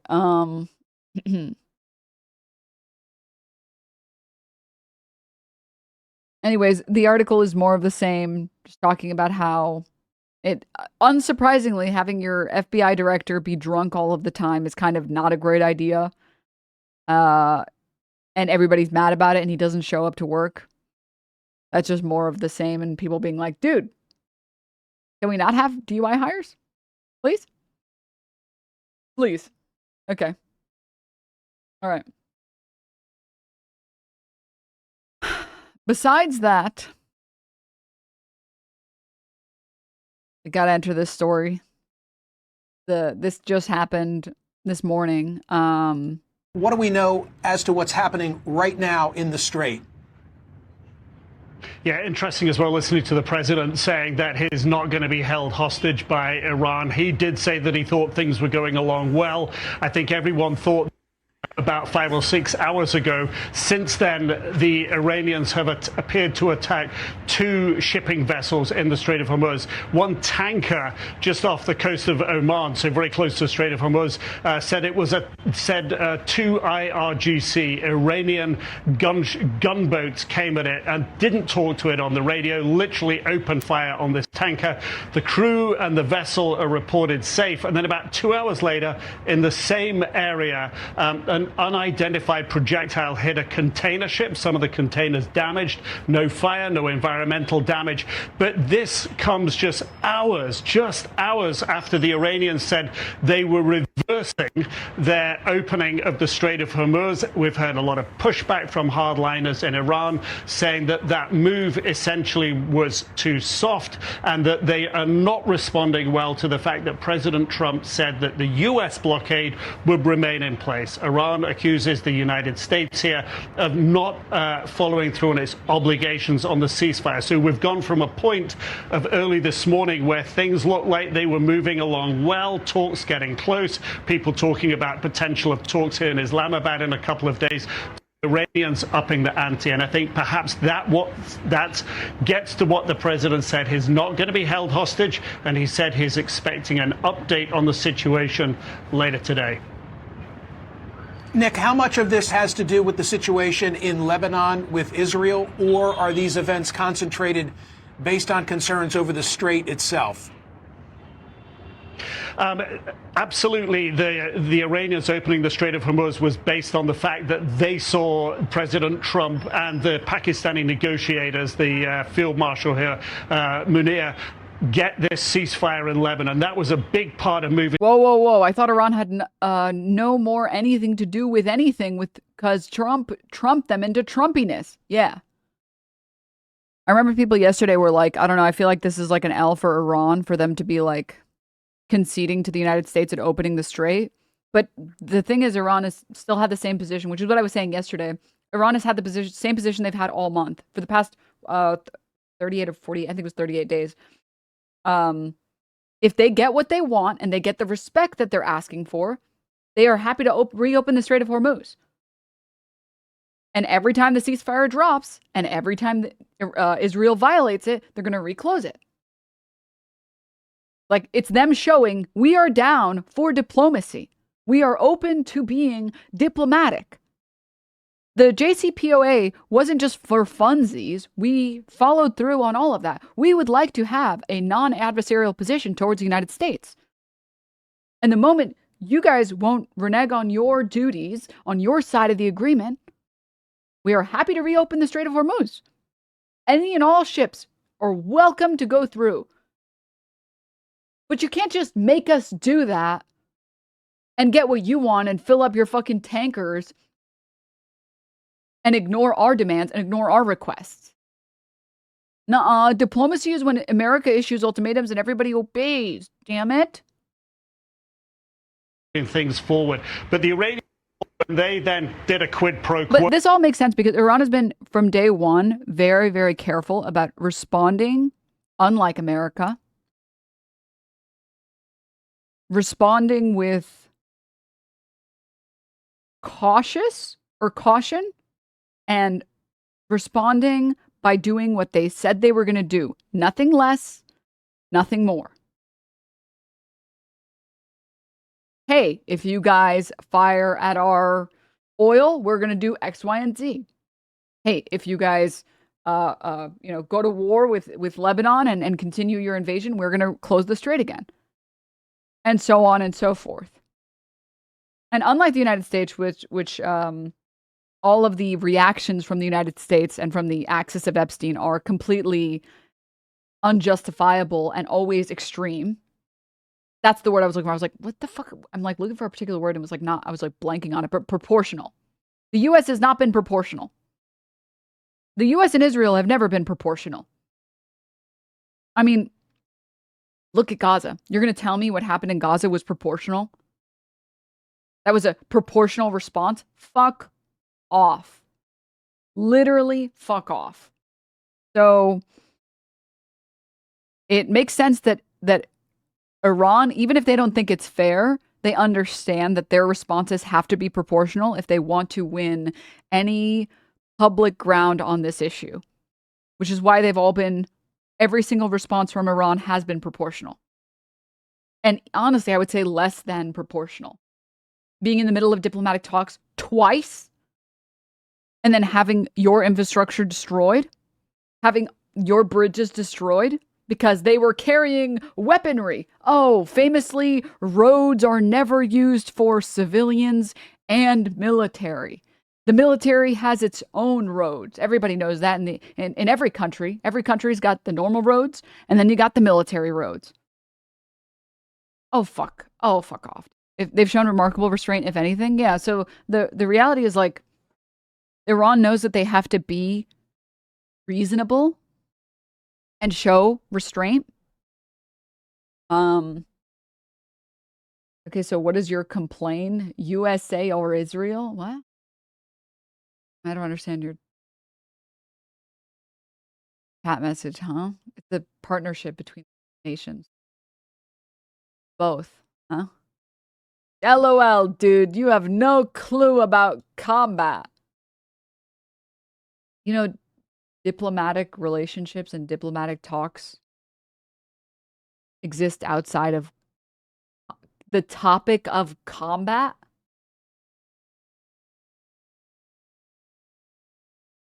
Huh?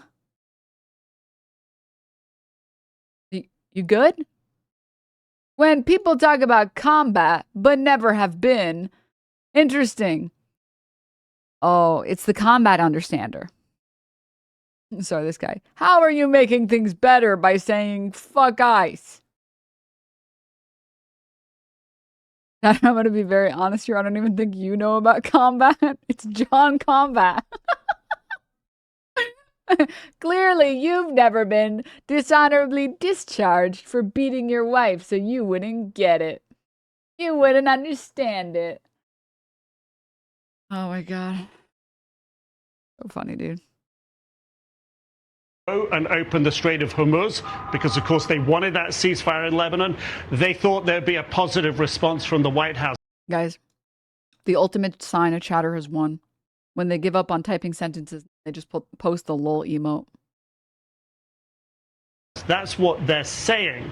What we've witnessed is a negative response in Iran to President Trump's response. Every time. We've even seen internal tensions in Iran between the hardliners and the moderates. The moderates are the ones who were in the negotiations. The hardliners have been saying that, had been threatening to reclose the Strait of Hormuz. They've gone ahead and done that. Their gunboats appear to be attacking maritime vessels, tankers, container ships close to the Strait of Hormuz. So the two things are interlinked, but we're now back to the bigger issue here of US-Iran tensions. Do we the talks, or does this latest escalation at the Strait? I was mostly listening.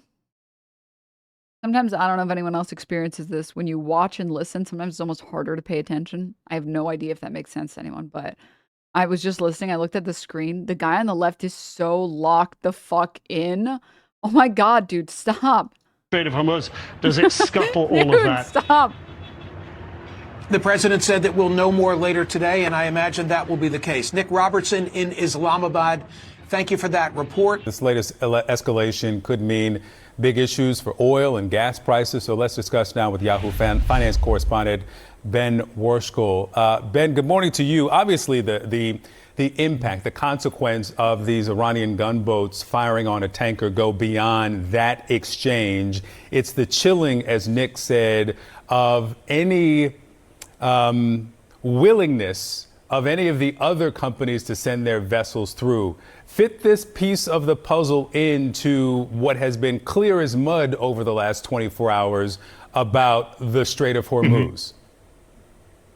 Yeah, I think chilling is the right word here, and this is a chill that's been in evidence even through all these ups and downs from the shipping industry, even with this announcement of an opening of the Strait of Hormuz. These latest developments in the last hour will clearly amplify that further. But the shipping industry has been very wary, even as oil prices have come down, of increasing their shipping through. We've seen ships start to come through and then turn around. We've seen a few, as Nick mentioned, a cruise ship getting through, but that is sort of more of the exception rather than the rule at this moment. Prior to the war, it was over 130 ships that would pass through the Strait of Hormuz on a given day. Now we're hoping for sort of 20 on a given day, and we're not even there yet. So what I'm hearing a lot from the shipping industry is that this is going to be a long road back, even in a best case scenario here of a Strait of Hormuz, some sort of level of reopening. Obviously, the last couple hours have made that even more difficult, but this is going to be a long road back with hundreds and hundreds of ships still stuck on either side of the strait. Yeah, those vessels, and we can put the map back up, they're not moving on rhetoric, right? They need some proof, they need some security. The oil prices yesterday certainly moved on rhetoric. Brent crude down 9%. Around $90 or so a barrel. I wonder, is the expectation that after what we saw today, that the inverse is going to happen? Could be, yeah. We will. The oil prices, we won't know sort of how the oil prices move for a little bit, given it's the fact that it's the weekend. But the ships are simply not going to move until there's a lot more clarity on this. Another aspect of this that's important is that even this opening of the Strait of Hormuz from the Iranian side has been couched as towards the end of this ceasefire. That ceasefire is set to end on Wednesday, and even President Trump has talked in the last day about resuming bombing after that. So these shippers need a lot more certainty here about whether they. Sorry. Why would you send this to me? I'm not sure what to make of this. A cruise ship is zooming through the Strait of Hormuz. Northern Lion, what are you doing? It's okay. The Iranians are big Northern Lion fans, so they're going to let him go through. Can pass through, whether they can get the insurance to get through and kind of increase the oil flows that were to pre-war levels. We're a long ways from that. And even if we see a lot of good developments in the last week, it's going to be weeks and weeks after that before we kind of see markets fully stabilize on this. All right, Ben, let's talk gas prices. The president. I don't care about gas prices. I'm sorry. Like, I care about gas prices, but talking about a war with another country, like, yeah. I don't know, man. I feel like the war is a little bit more important. And maybe if you're going to talk about gas prices, that should only directly be linked to Trump. Moving past that. And, these talks may find turbulence here because just moments ago, our colleague Trey Yingst says that a regional intelligence official tells Fox News that, quote, the Strait of Hormuz is under full IRGC control and effectively closed at this moment. Multiple vessels have been forced to turn around since this morning as they attempted to pass through. Thank you for understanding what I mean, chat. I can't really stand out the news talk about gas prices like we're murdering innocent civilians. I really don't give a fuck. It's like, don't get me wrong, when we're talking about affordability and what our cities can be doing for affordability, that's a conversation that makes sense. Talking about gas prices makes sense there. When we're talking about murdering innocent civilians that have not attacked us, and it's a completely unprovoked war for literally no reason.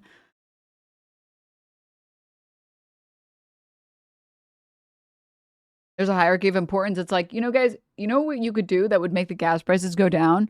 I don't know, convincing Trump to not go to war with a random fucking country for no reason. The Strait. Trey adds this as well. The IRGC opening fire on at least one vessel as part of the closure policy they declared last night. This is not at all the way President Trump suggested Iranian officials were cooperating with the Strait. And we're going to talk in just a moment about how the markets, all the indices went up because of it. But the fact that Iran and the IRGC is effectively trying to step in and reassert control is not going to be met kindly with the president. No, it's definitely not as the president said it was going to be. And also, it's for those of us just watching on the sideline who don't understand, necessarily all the military, all the military components that are going on here. All of the military components that are going on here. Actually surprised that they can take control of the Straits of Hormuz at this point. I thought that they had been more degraded militarily and not able to do that. I don't know about This is a Fox News segment. Dude, this bitch is gonna get fucking lambasted by Trump. Oh my god. Wait, but you guys said you destroyed the military. What the heck? How are they doing this to us? What the heck? Charlie, but this is very shocking. Or maybe not so. Well, it's not it's not difficult to make threats and to as they have throughout the history of the revolution. Iran has met throughout the history. It's easy to make threats as they have throughout the history of the revolution.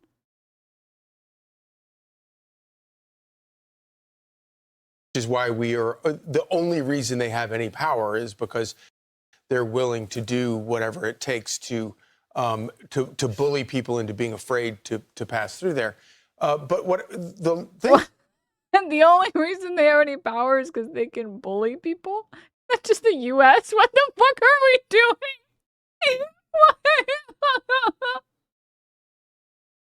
That I'm sort of baffled by here is I don't know what their long play is. If their long play is to try to get the world to come to their side, I don't think this is going to work.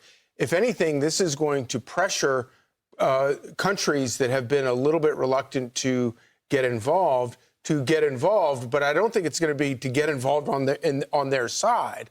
I think the United States has demonstrated. Source, I made it the fuck up.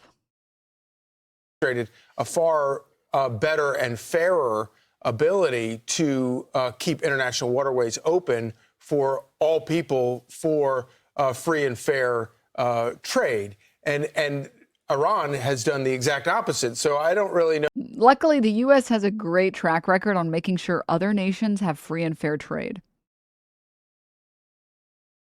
What their long play is by doing this right now. And why did it happen? I mean, is it possible that there was also in conjunction with this deal there was a ceasefire in Lebanon? So is it? I don't have information on that, but it's possible that maybe that was broken, and could that have triggered that? Maybe, because remember yesterday the president wrote on True Social. He said, Israel will not be bombing Lebanon any longer. They are, and he put in quotes, prohibited from doing so by the USA. Enough is enough, 3 exclamation points.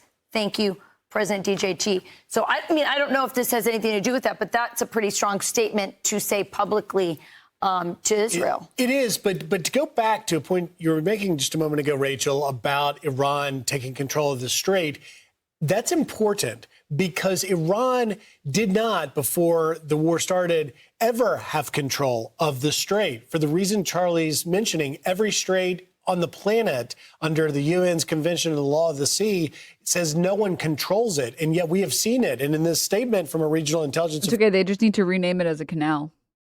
Official to Trey Yingst, saying that the Strait of Hormuz is under full IRGC control and effectively closed at this moment, adding that the IRGC has opened fire on at least one vessel, is a level of asserting control that Iran... I'm so glad that we're finally pretending to care about the UN when we literally haven't given a single shit up until this point. We only care about what international law is when we're violating it. Okay. Is never done. Or sorry, when they're violating it. So it's pushing its bounds. To your point, Charlie, about the long game, we have no idea because Iran's never been more militarily defeated. And their ability to take control of that strait would be in the greatest question. Where this goes now is with talks having expected to gotten underway this weekend in Pakistan, this throws a huge wrench into that. Yeah, and also into the oil prices, guys. Yeah, which eventually we'll see that. At the end of the day, that's what all of this. I feel like I'm watching like 3 AI chatbots talking to each other. Like, don't forget the oils. Oh, great point. No, you're totally right. I completely agree. Yep. No, so true. Let me find the.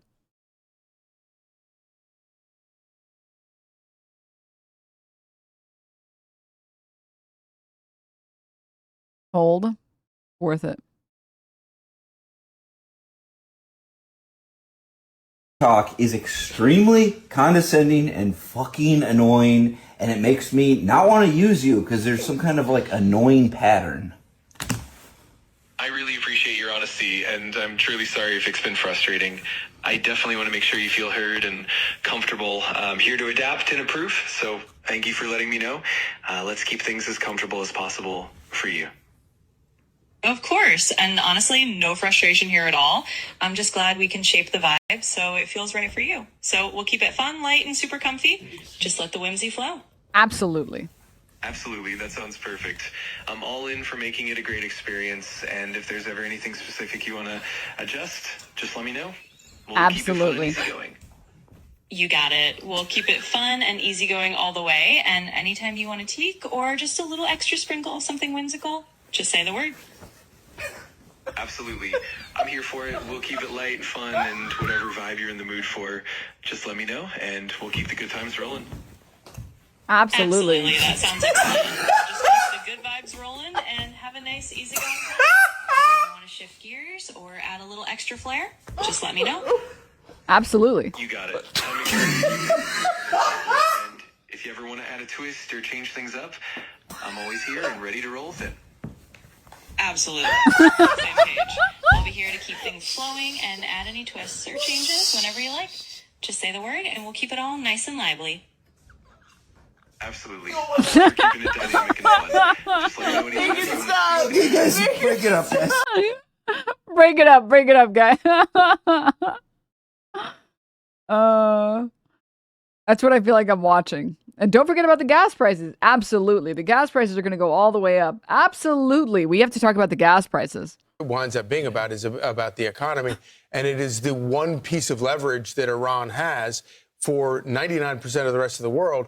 They just are eager to, obviously there are a lot of political things going on there, but generally everybody, all these other countries, they just want healthy, thriving economies.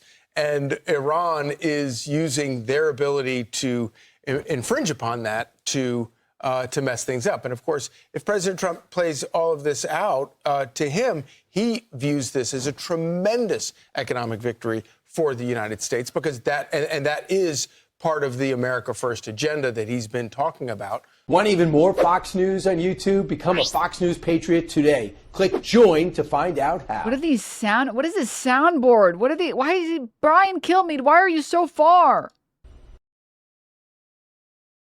Why? Wait a minute. Watch Trump signs executive order easing U.S. restrictions on psychedelics. Cool. I think it's like the first cool Trump thing. Chad, I really got a pissers. I got a pissers. So why am I holding my? That's okay. This thing I'm listening to it, but I'm just gonna go piss. I should be back in like 30 seconds. Not actually 30 seconds.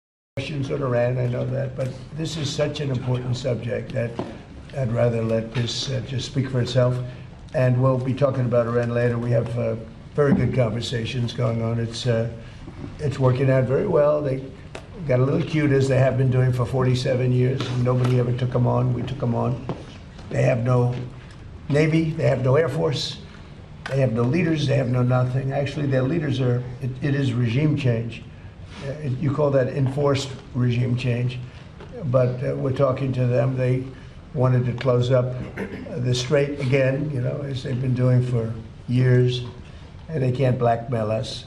In fact, a lot of the ships are coming up to Texas. I don't know if you know, in Louisiana, the ships are coming up. They got used to it. Maybe they'll keep doing it. It's worked out pretty good. But it's going actually along very well. And we'll see, but we'll have some information by the end of the day. We're talking to them. And, you know, we're taking a tough stand. They've killed a lot of people. A lot of our people have been killed. A lot of your fellow soldiers have been killed over the years by Iran. The roadside bomb.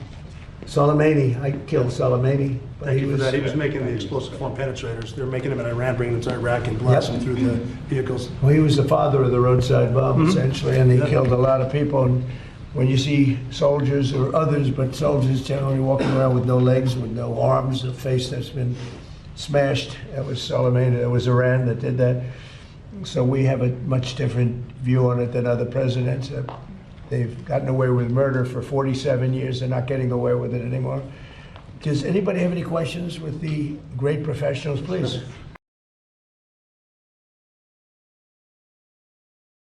See that, chat?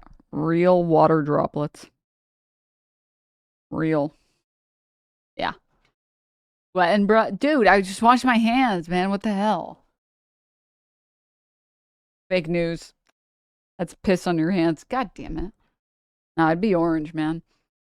They're getting a little cute with it. Trump says in response to Iran shutting the Strait of Hormuz, they're getting a little cute with it. Oh, okay. Like I said yesterday, though, like this is well within the realm of reasonability, or like. Sorry, let me adjust my sentence.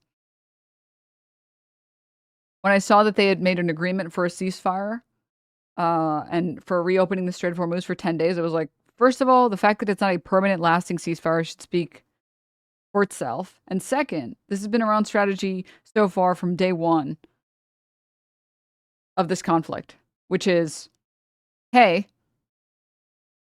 as long as you guys follow the rules, we'll follow them. And if you do this, we'll respond this way. And if you do this, we'll respond this way. And so far, consistently, they have done exactly what they said they were going to do. It's not their fault. We're not respecting their sovereignty, and we're not respecting their, I don't even know if you would call it threats.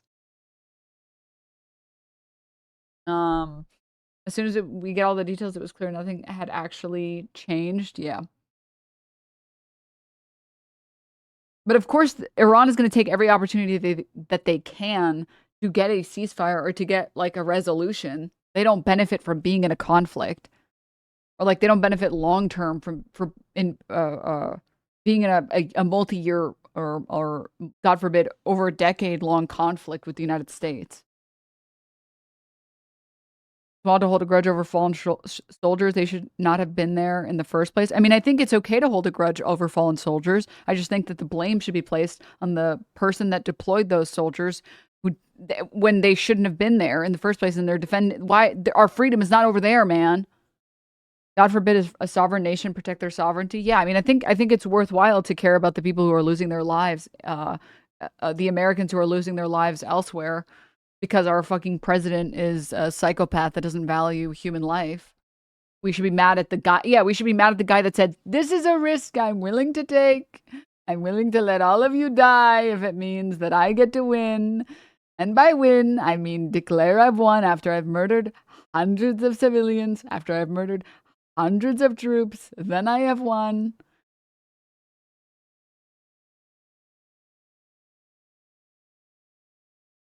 I like those odds, yeah.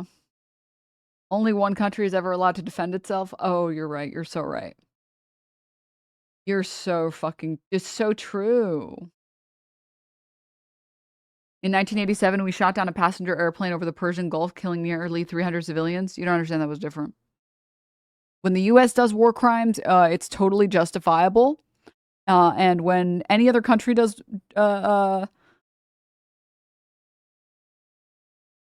war crimes, it's the worst thing ever, and someone needs to do something about this.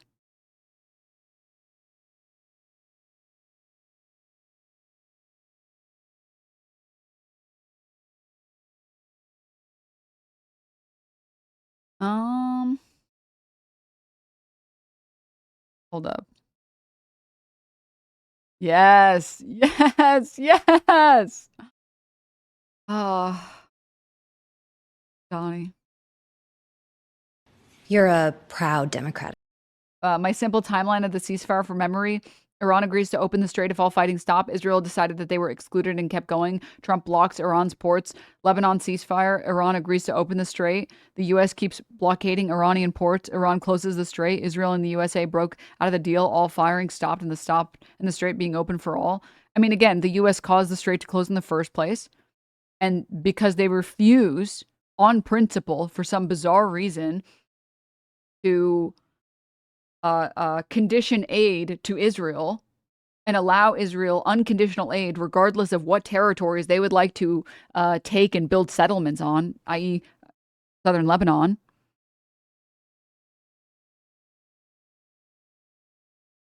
What do you think Iran is going to do? Just let you destroy their country? Come on, dude. They're obviously going to leverage their best financial asset. Deadass, there was a media outlet yesterday had a dude on there crying about how blockading international waters was a war crime. Like, bro, we melted an elementary school on day one. What the fuck? Again, like I said, it's different. Socialist. It's clear Republicans plan to use you and that platform as an attack point come the midterms. Do you feel pressure to prove that your brand of democratic socialism works before the midterms? I feel pressure from New Yorkers to deliver for them on their day-to-day needs. Yes! If Republicans want to attack a record of making it easier for families to raise their kids in the city, of workers to get paid what they're owed, of New Yorkers to get around the 5 boroughs, they can feel free to attack that. But what they will find is that the reason so many people across the city and across the country have lost faith in politics is because of that sense that politics has less and less of a relevance to their day-to-day needs. And in fact, one of the most relevant things that we can be doing in our politics today is addressing the material needs of working class people. That's exactly what we focused on. How is he so good? How is he literally him?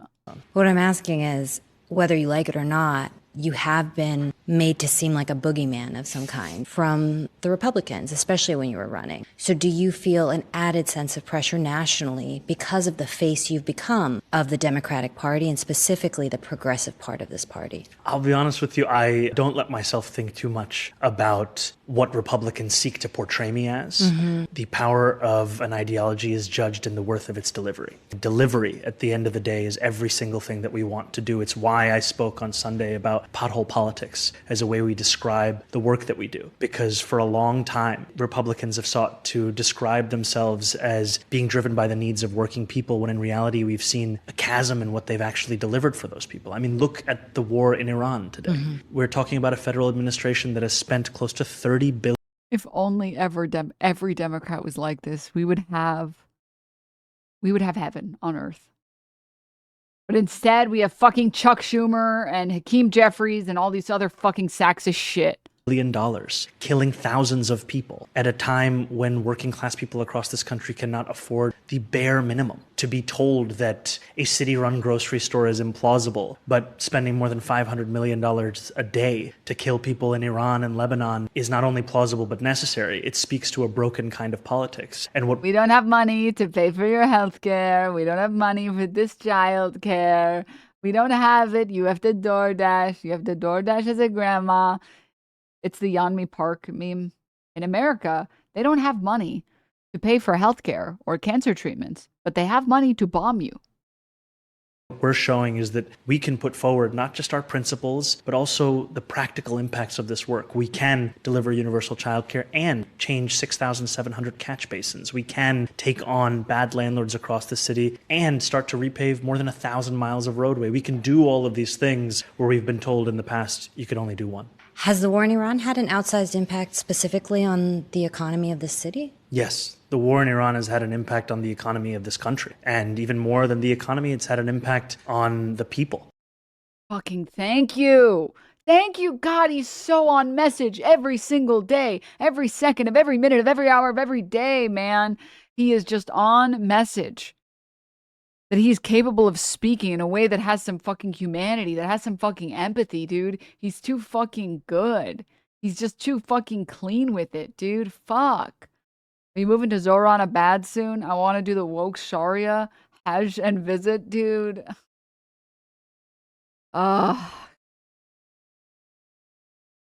He's just goated. He's just goated. He's just goated. And he makes it look easy too, man. Fuck.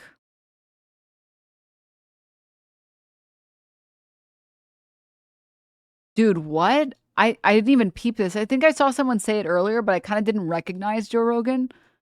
Joe Rogan seen standing directly behind Trump in the Oval Office. Before the election, somebody.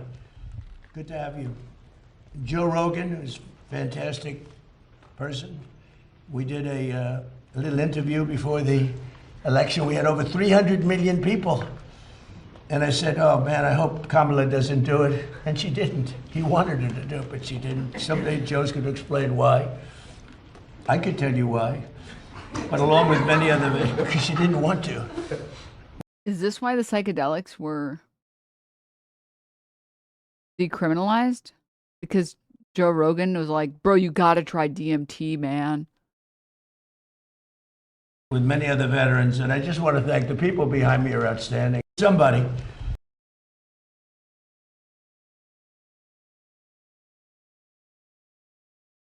All right, well now, I wasn't planning on doing it, but now.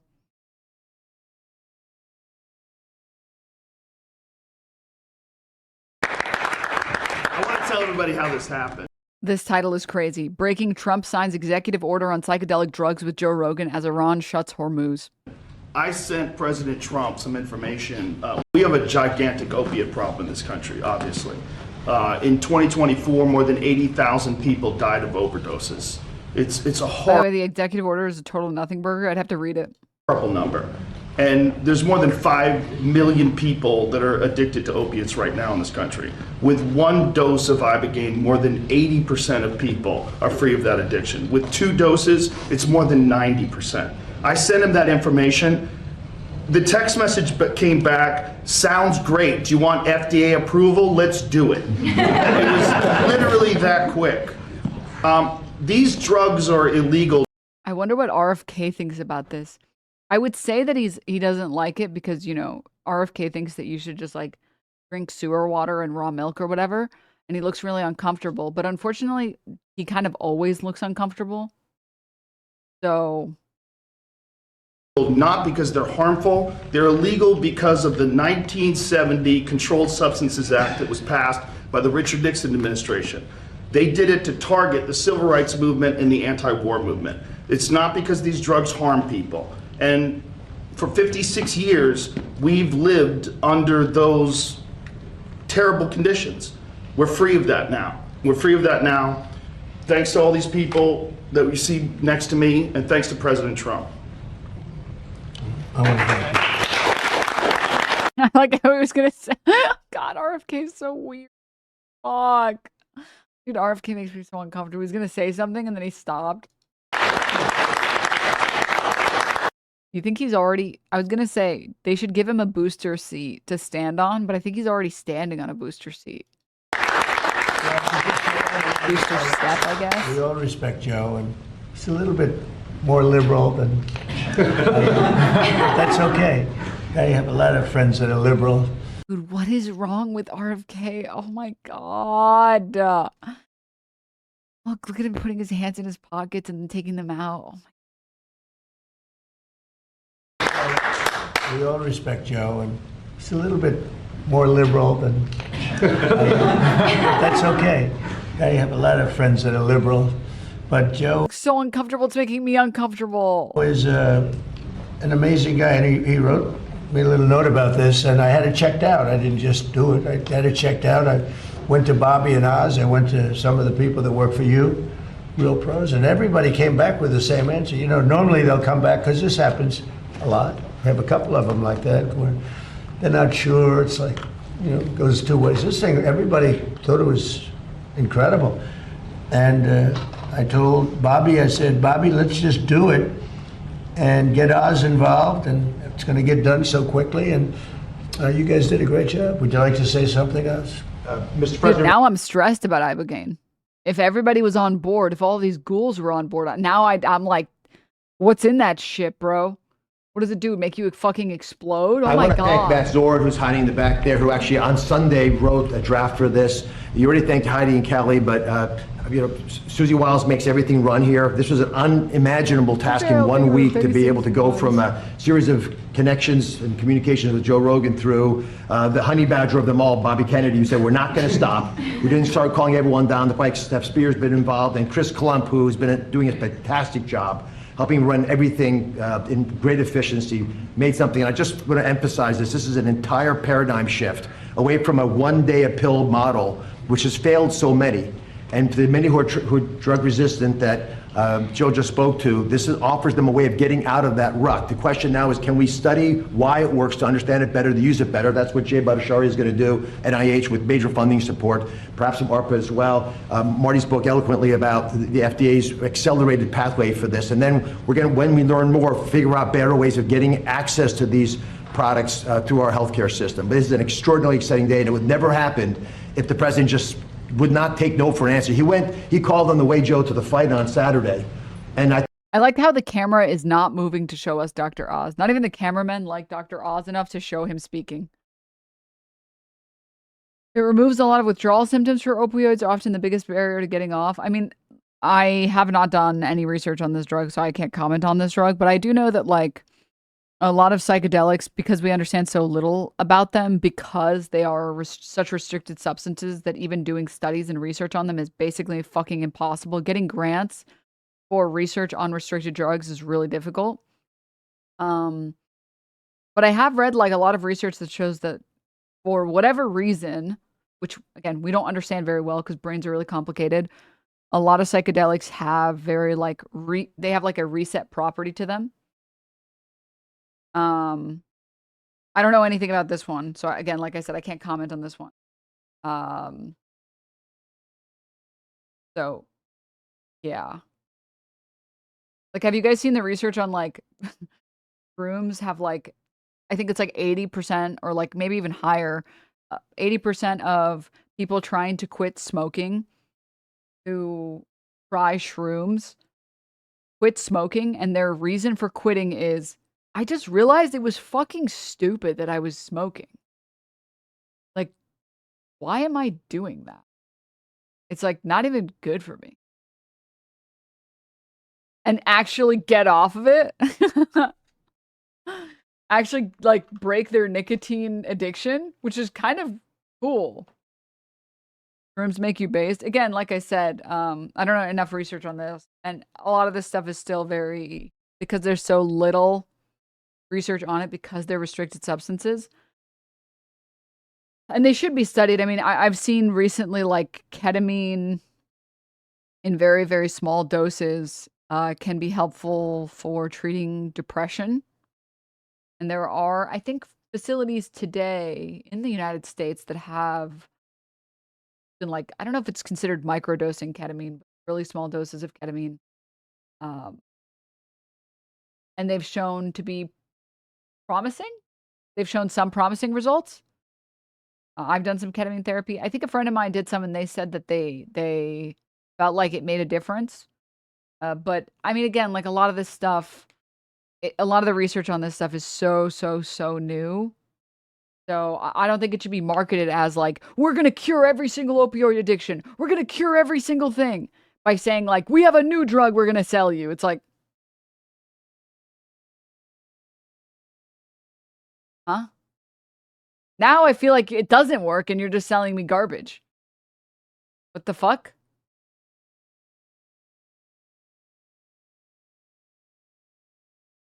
I think he was as determined to get this done as the I have ketamine, or I undergo ketamine therapy. It helps a lot with treatment-resistant depression. Well, yeah, and again, it's like, if you've already tried,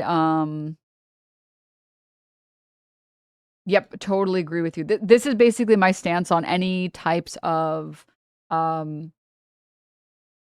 new emerging treatments or therapies. The requirement for KET therapy and other higher order drug therapies is extensive supervision. There's too much we don't know, but a lot of promising research. We need to make the research more accessible. Totally, completely agree. Totally, completely agree. It's an anomaly. Ibogaine is kind of an anomaly in the addiction space, which is why it's unique. Texas is beginning clinical trials after listening to veteran lobby groups. So this executive order sounds like it's in line with that. Again, I would have to read the details of the executive order, and I would have to read the details on the preliminary research on these things. Because the other thing is too, like even something like GLP, right? Even like the Chinese peptides or whatever. We still don't really know what GLP does long term. We know what it does for diabetics, medium to long term. And we do know that the health consequences of being morbidly obese are not great. And so it is probably worthwhile if you can get a patient to rapidly lose and easily rapidly lose like an extra 100 or 200 pounds or whatever. But we don't know what it does for people that are not supposed to be taking it, that are taking it. Because there are a lot of people that are in healthy weight groups that are taking GLP because they want to lose like 10, 20, 30 pounds. And that is not an like you can be 30 pounds overweight and be healthy. Like you can exercise every single day, have every time your blood work is all great, you eat relatively healthy. You just have a little bit more fat or a little bit more muscle on you. It doesn't necessarily mean that. What a much better indicator of your health is how often do you exercise and what do you eat? Do you eat a lot of like nutrient dense food or like nutrient rich food rather? As someone who works at a pharmacy, a lot of people who are a healthy weight are on GLP-1s. And again, you have to keep taking that stuff. Well, this is the other thing too. We also still don't know whether or not people are supposed to so when GLP was marketed, it was marketed as you can lose the weight and then it'll stay off and then you don't have to continue taking it. And recently, more and more and more stuff I've seen is like, yeah, once you take it, you have to just keep taking it kind of forever.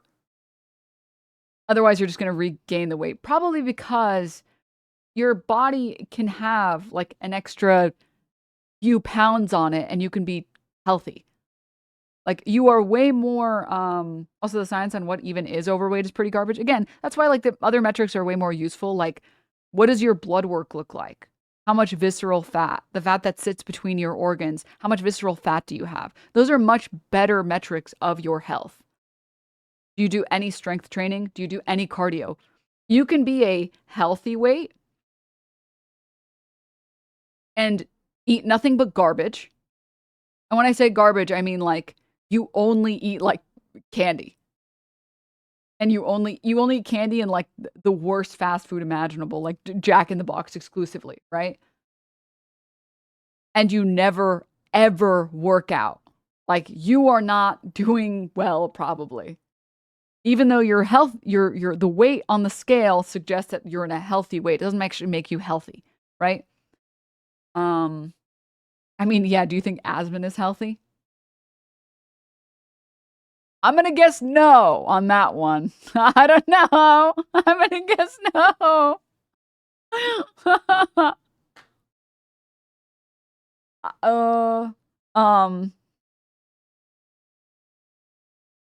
And you can be like, like 10, 20, 30 pounds overweight and just like all of your health markers are good because you exercise and you try to eat like food made for people. So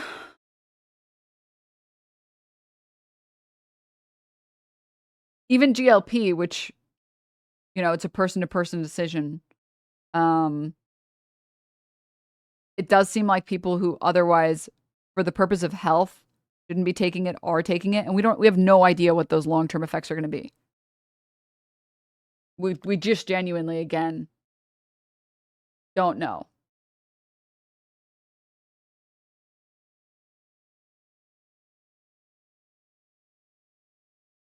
I never understand these chatters that advertise that they're like Asmongold's personal blowjob machines. You really like Asmon, right? You always speak about him. I don't even remember the last time I mentioned his name. Other than 2 seconds ago when someone in chat wrote it and I read the chat message out because I thought it was funny. It's not my fault you spend 24 hours a day, every day, watching streams waiting for somebody to mention him. You actually don't have to suck him off, bro. And also, if you're going to and you're going to be good at something, at least get paid for it, dog. He's been here waiting for hours for this. He's literally been watching every single stream. This poor chatter's been watching every stream. Like, today she's going to mention him. Today. Come on, today. Come on, today she's going to mention him. Come on. Tough. No different than when you go off of type 2 diabetes medication. I have myself taken Mounjaro for over 6 months. I've been so far able to keep the weight off myself without it. Yeah, I mean, again, I've seen different research on this, but the point that I'm making is that it's an incredibly, for the purpose that it's being used for right now, which is weight loss, it's an incredibly new drug, and we don't know what the long-term effects are going to be. And so I don't like hearing any new drug that hasn't been researched nearly enough be talked about like a miracle cure, because that's always suspicious. So when I hear Joe Rogan be like, we've done it, we've solved the opioid crisis, we did it, we solved it, it's like, because I feel like we don't have a lot of research on this drug and we should do more research first. Not to be like a loser or anything, but like, I don't know, maybe we should do more research before we make that claim. And instead we should talk about it like we've potentially found something that can help opioids or opioid users.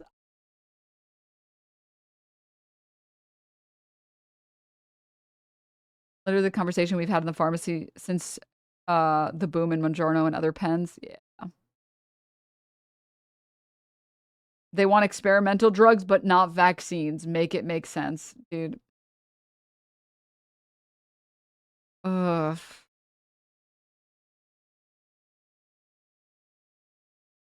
Thoughts on DMT? I don't have any strong thoughts. I mean, I think drugs are cool. Sorry, I mean, drugs are stupid and you're not cool for doing them, and you should never do drugs.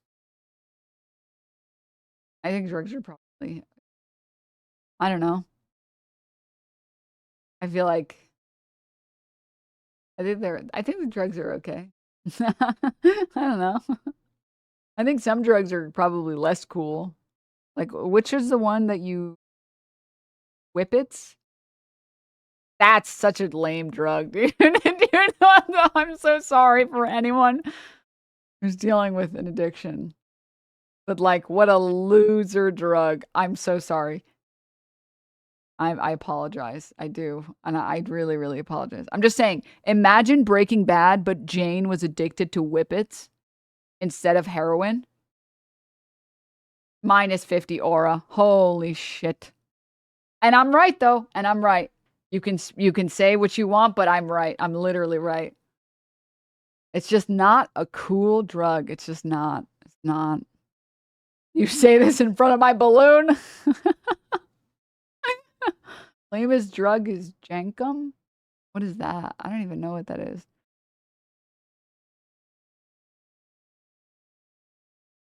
I don't look it up. Not real. Fermented shit.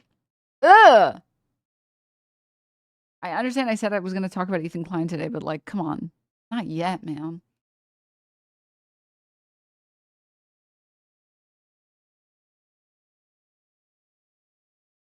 Urban myth? Oh. The prison thing or so I'm told? Okay. I'm just talking about normal drugs, all right, bro? I'm talking about like whatever is the norm. Why are we legalizing drugs? Because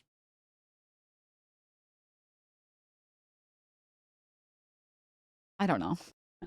I tried so hard to think of something funny for like 5 seconds straight, and I was like, just, your mom is gay lol or something. I don't fucking know. Legalized jank.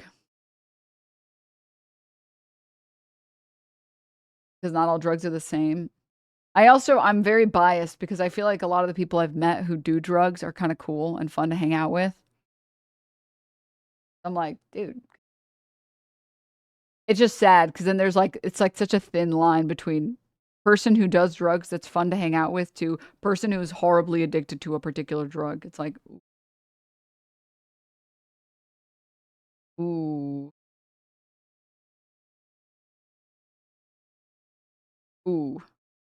So keep them on opiates. I don't really get. I mean, I guess I've never taken opiates. I think maybe I got some for when I got my wisdom teeth taken out, but I don't remember if I took any afterward. Maybe I took one. I don't get the appeal. I don't know. Maybe it's like when you're addicted, it's like, dope, but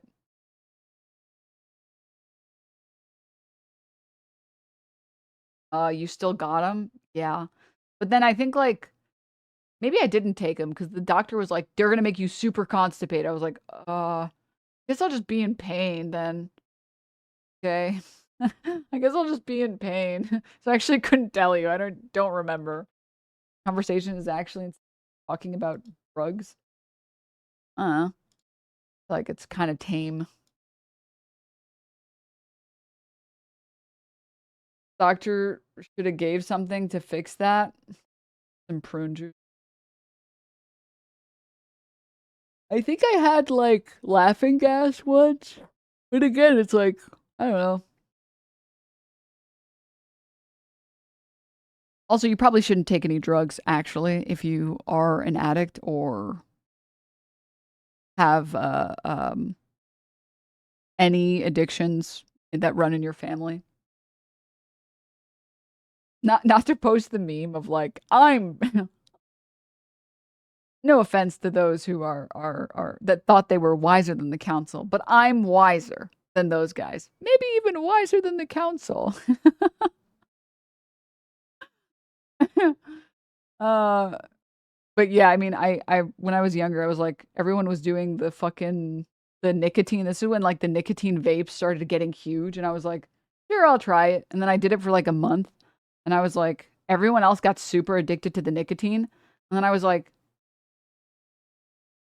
this shit's like okay. I feel like this high does not compare to the high I get when I absolutely destroy in lane and I make the other people on the enemy team break their fucking keyboards.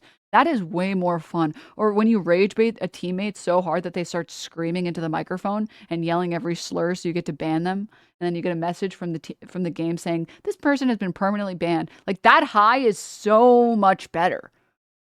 Like it's so much better. Like there is nothing that can compare to that. You know, like I'm like, dude, this shit fucks. Yes. Denims, don't tell stories like this. They're gonna think I'm lame for watching. I'm sorry. Sorry, you're right. Yeah. I don't mean to be like a nerd, but like addictions are real. And I know because I've been addicted to MMOs, which is why I don't play them anymore. And I'm not joking. There is no friend that should ever try to get me to play an MMO. It is the equivalent of like handing, not literally, but the equivalent, I'm just being sarcastic, or facetious, but the equivalent of handing an alcoholic a drink. I know I have no self-control when it comes to MMOs because I'm like, oh, I just need to do one more raid, one more dungeon. Oh, I just need to finish my dailies. Oh, I just need to finish my weeklies. Oh, I just have to do my raid planning.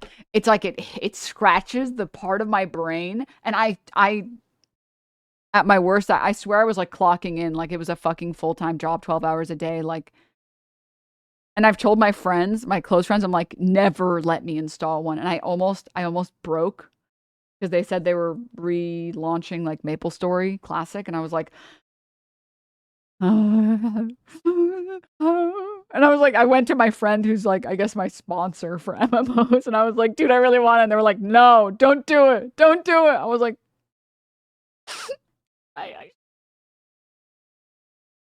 oh. Anyways. Yeah. Don't do drugs if you have an addictive personality though. I think that would be bad. I would spend literal hours walking between the tiles in Ironforge and jumping in between the lines and shit because I was bored but didn't want to log off.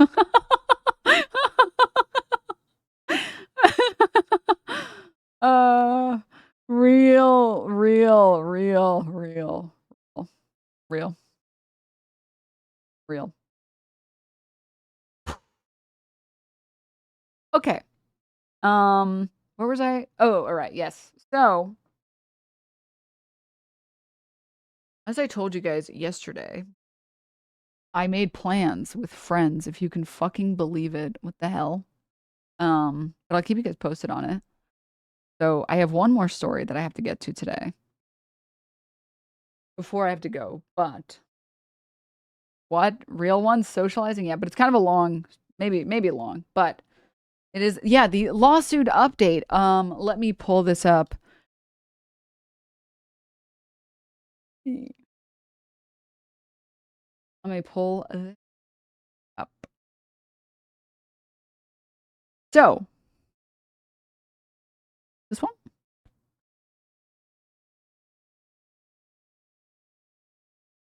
No.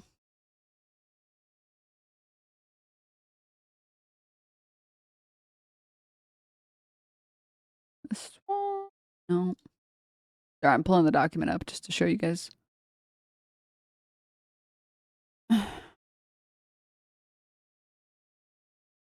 Here it is.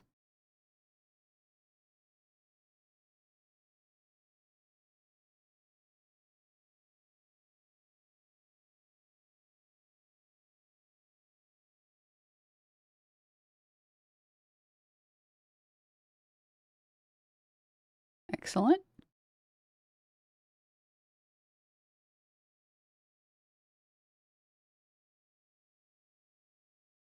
Go and close some of this stuff.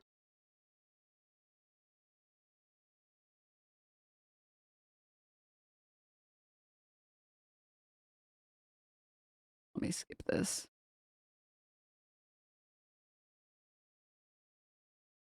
Okay. So, yes. Alex Jones' voice. Folks, I got the documents.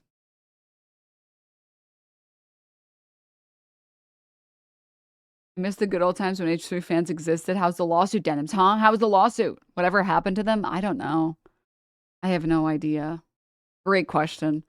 But as you guys know, or maybe some of you don't know, I am currently in a lawsuit with an Ethan Klein. And he sued me for watching and reacting to content nuke. The content, as some people might say, poop on Hassan Piker, Hank Pecker. You guys maybe know him by his stage name. And I'm still obviously in that lawsuit. There have been no updates as of recently or for a while. And as I told you guys, I would give you guys updates as soon as I had the updates. Let me see if I can put something on like the screen.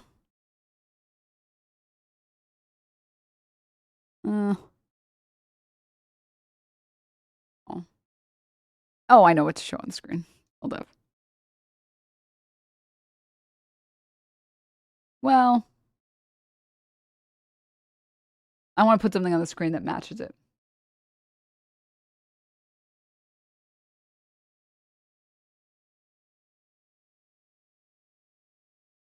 Oh, I know what to put on.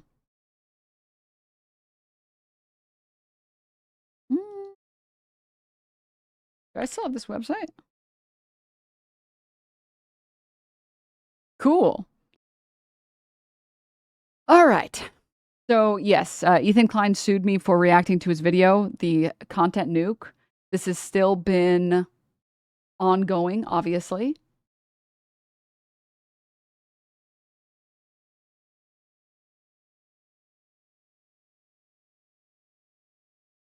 And as I told you guys, especially because I am very thankful that anyone and everyone donated, I would try and give updates as soon as I could, whenever I could.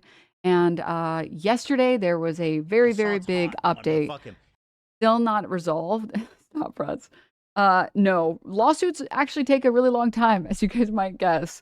And previously, the most recent update I had given you guys was that the court date would be not until October. The trial date or whatever wouldn't be until October. So there was still going to be a lot of time. But there was a huge development, and we were able to move forward on a, let me pull this up, a motion for judgment on the pleadings, which is basically just getting the judge to look at the original motion and saying, hey, you should be able to rule on this just based off of the pleadings. Hassan's hot. Oh, I'm gonna fuck him.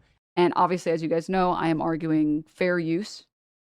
And like I said, I want to give you guys more updates when they come, but mostly in the lawsuits, and in lawsuits, there's a lot of nothing that happens. And then stuff happens. So I have been really excited to share this piece with you guys. And it just got filed yesterday. If anyone wants to read it, I highly recommend going ahead and reading it. Let me pull this.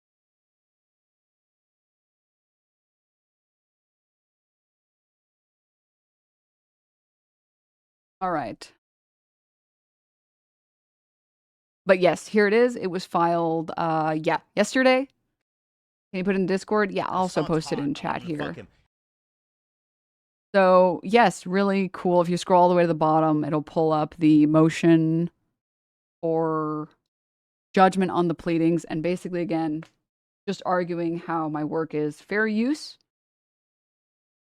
and how we will be winning this lawsuit. And I will be using every single penny, every dollar, every single bit of support from this GoFundMe directly to the legal fees. And we are still fighting and we are still winning. And I wanted to show you guys specifically one thing that made me really happy that I have wanted to talk about for a while. Specifically on page 17, which is this image here. And it is an image breaking down my reaction to the content nuke. And it shows here timeline of uninterrupted playback versus commentary pauses. I don't like Denims, like, at all, because her camera is so fucking big, and it bothers me. Thank you, Trash Money. You're the 10 gifties. Right, yes. So time of uninterrupted playback versus commentary pauses, reaction to the content nuke, and then each blue segment represents a commentary pause by Denims. Gaps represent uninterrupted playback of the content nuke. And if you take a closer look, let's zoom in a little bit more. You can see all of the blue lines are me talking and reacting and pausing, and all of the gray/white is the original video, and the orange line in the middle shows when the end of the content nuke if it was played without interruption. And you can see my reaction time is more than double. So, Denims, can you play the video already, OMG? Yeah. And I've been so excited that that bitch is a barcode. You got that right, bro. Literally facts. Yep. Mm-hmm.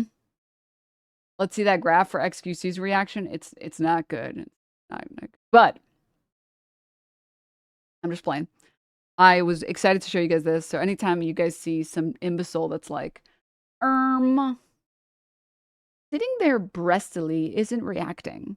You can show this document, you can show, or this screenshot, you can show this little image because it is a great visualization. I just scanned the code, it gave me 50% off of Amazon. Thanks, I got you, dog. Is this your document or his? This is my document, the document that my lawyers put together and my legal team put together for a motion for judgment on the pleadings, which basically, again, just means asking the judge to rule without any other, you're not allowed to include anything else outside of the original motion, and breaking down why my stream was fair use and that the judge should rule on it sooner. So yes, the hearing will be, I believe, June.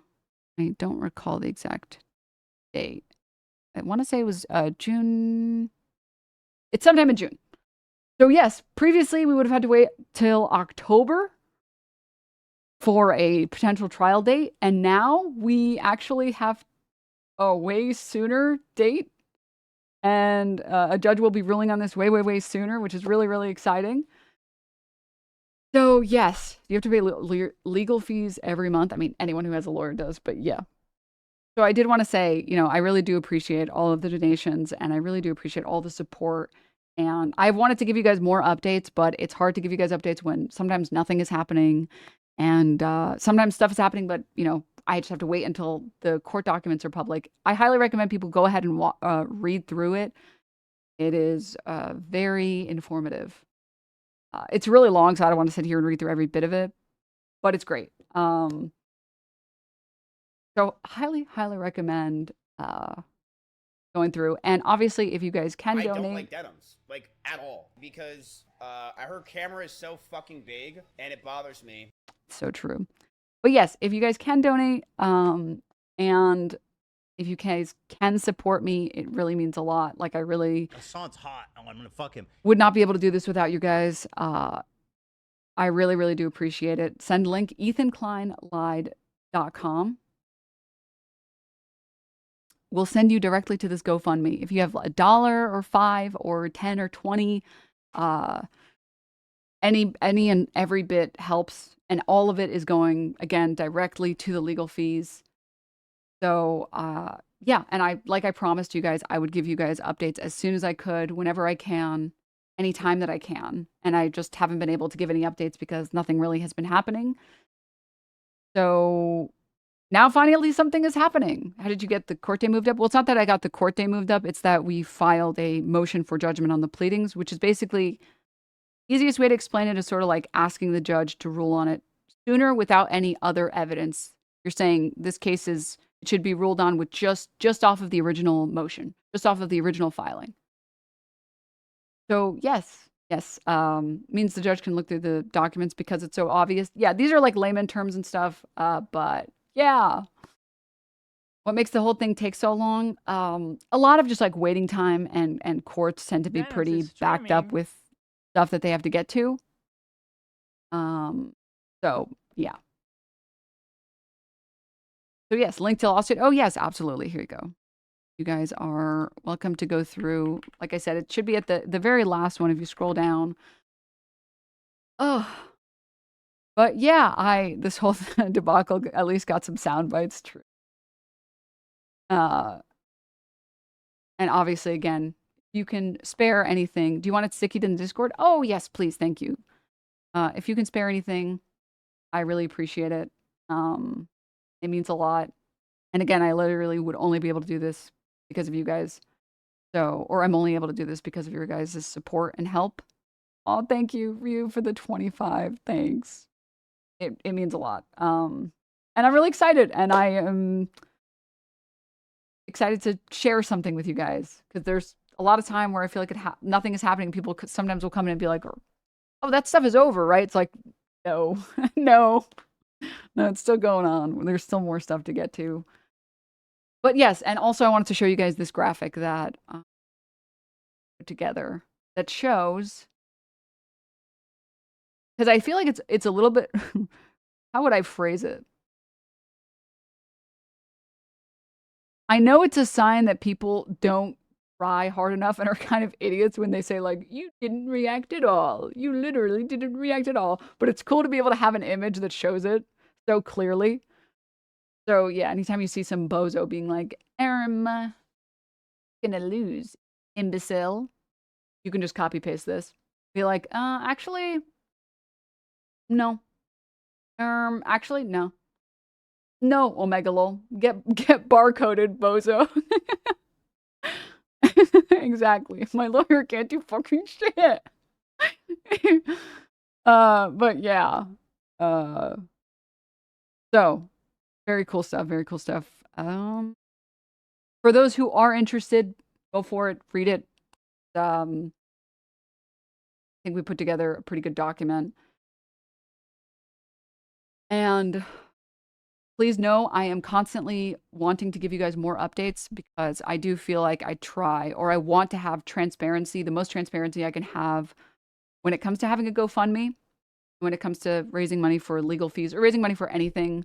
And I just haven't been able to give as many updates because there haven't been any massive updates that I could give. And now that there is, I want to be able to say and keep you guys in the loop, because I feel like I owe it to everyone, even if you donated just like $1. I feel like there is a responsibility on my part to give you guys updates as soon as I can. And there is an update. So yes, the hearing, the judge will be, I believe, ruling on this motion in June, which is really soon. Really exciting.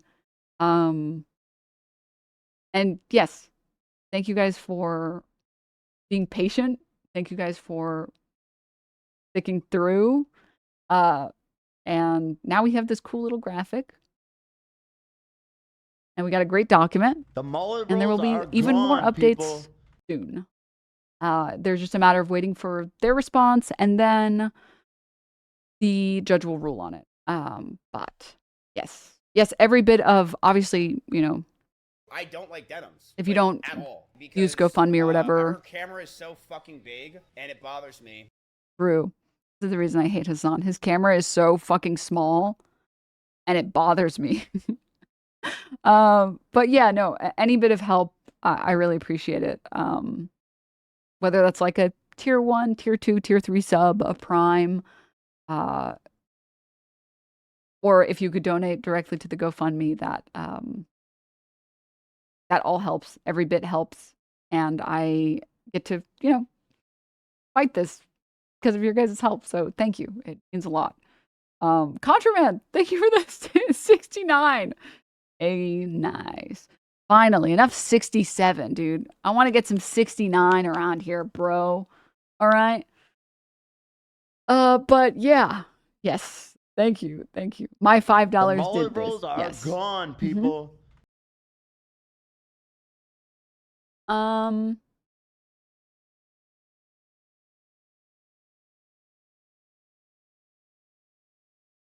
Anyone who says stuff like this, please read the document. All of your answers, all of your questions will be answered in the document. It's also relatively like not that long. Compared to his like 70-page filing, actually not that long. Denims is streaming. So yes, Denims is streaming. Thank you again, guys, for the support. I really appreciate it. 69, thank you for the 69 gifts. Contra. Carter, thank you for the 5 gifties. Ryu, thank you for the 25 gifties. The Rock Mueller Intensity, rolls thank you for are the 10. gone, people. Fried Egg, thank you for the 5. Hammond Fist, thank you for the 20. Crash Money, thank you for the 10. Ryu, thank you for the 2 gifts of Stone. Thank you for the gifts of Los Sosos. Russ, thank you guys all for the gifties. Thank you. And thank you for all the tier 1s and primes and subs. It means a lot. It's his perplexingly long filing. So, yeah, there's a 70-page fanfic. Oh. Where can I find the document? Oh, yes, I can link it again. Here we go.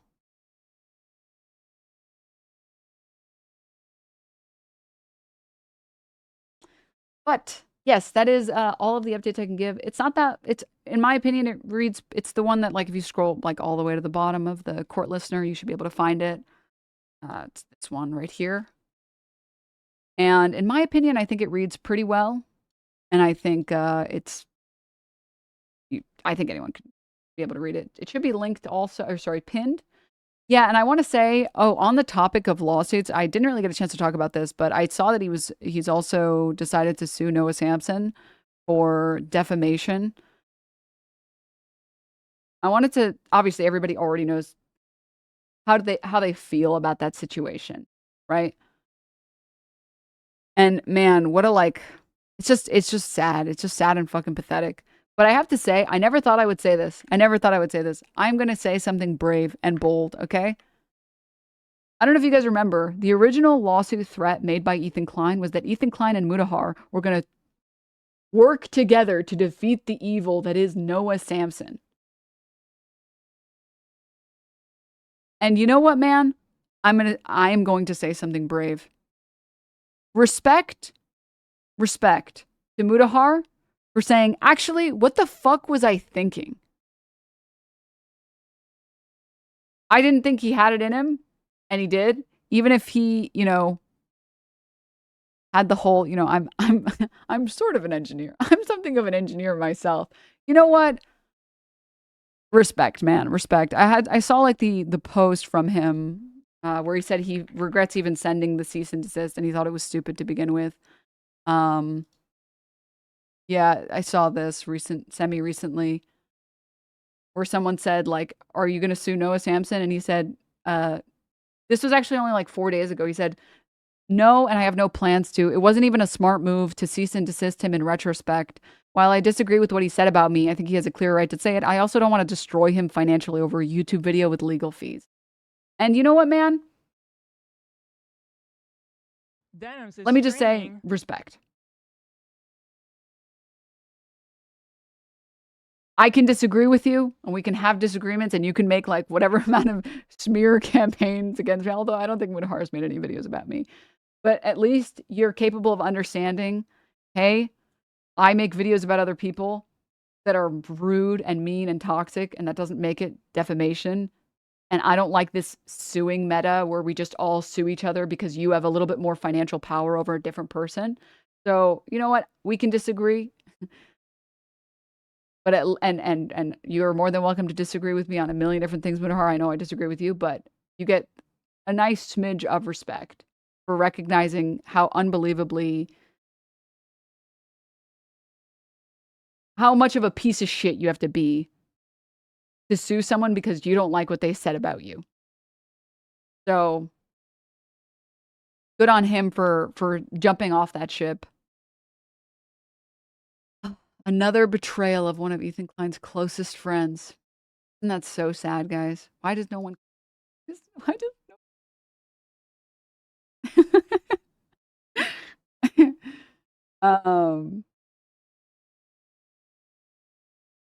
whatever happens if you go to trial, rock the Agent 47 outfit with the barcode on the back of your neck.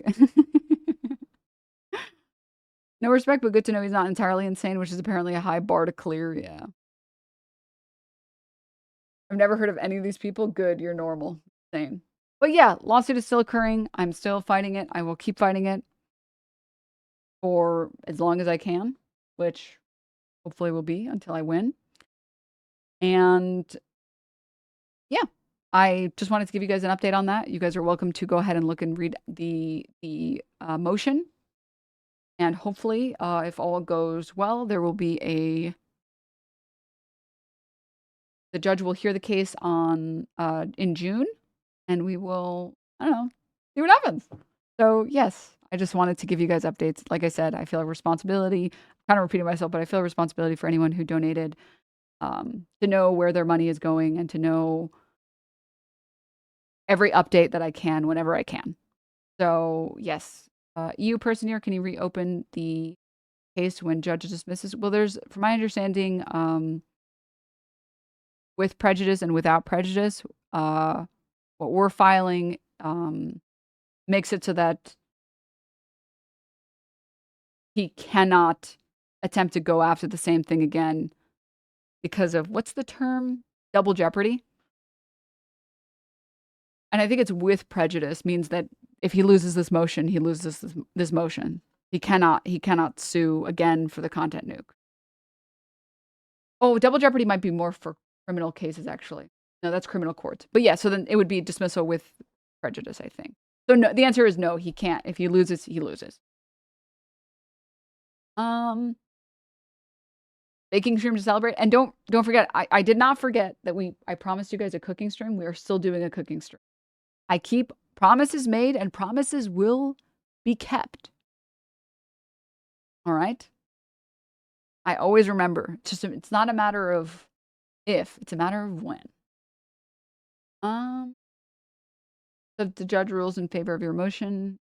On this motion in June, the entire trial is over. I think technically there can be appeals, but yeah. So yes. The short answer though is yes. So, you cooking him in court should count. Real. Will you be making hummus? Maybe. What year is the cooking stream? This year. We will be having the stream this year. You also promised a guest stream too? True.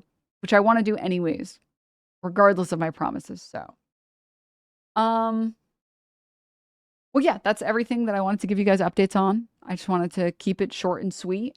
And you guys can hang in tight. I'll give you guys updates whenever it's ruled on, or you guys are welcome to keep track of it. Yeah, and that's it. That's about it right now. But thank you guys for sticking around and stuff. And I hope you guys had a good stream. I am going to I didn't do that. I am going to head off Ren Fair with some friends today. And I'll post pics. I put together this like kind of nice wench outfit. But thank you guys so much for tuning in. Have a great rest of your day, everybody. Stay hydrated. Tell your homies you love them. And I will see all of you guys tomorrow for a Sunday fun day. Anyways, yeah. Have a great rest of your day, everybody. See you tomorrow. Bye.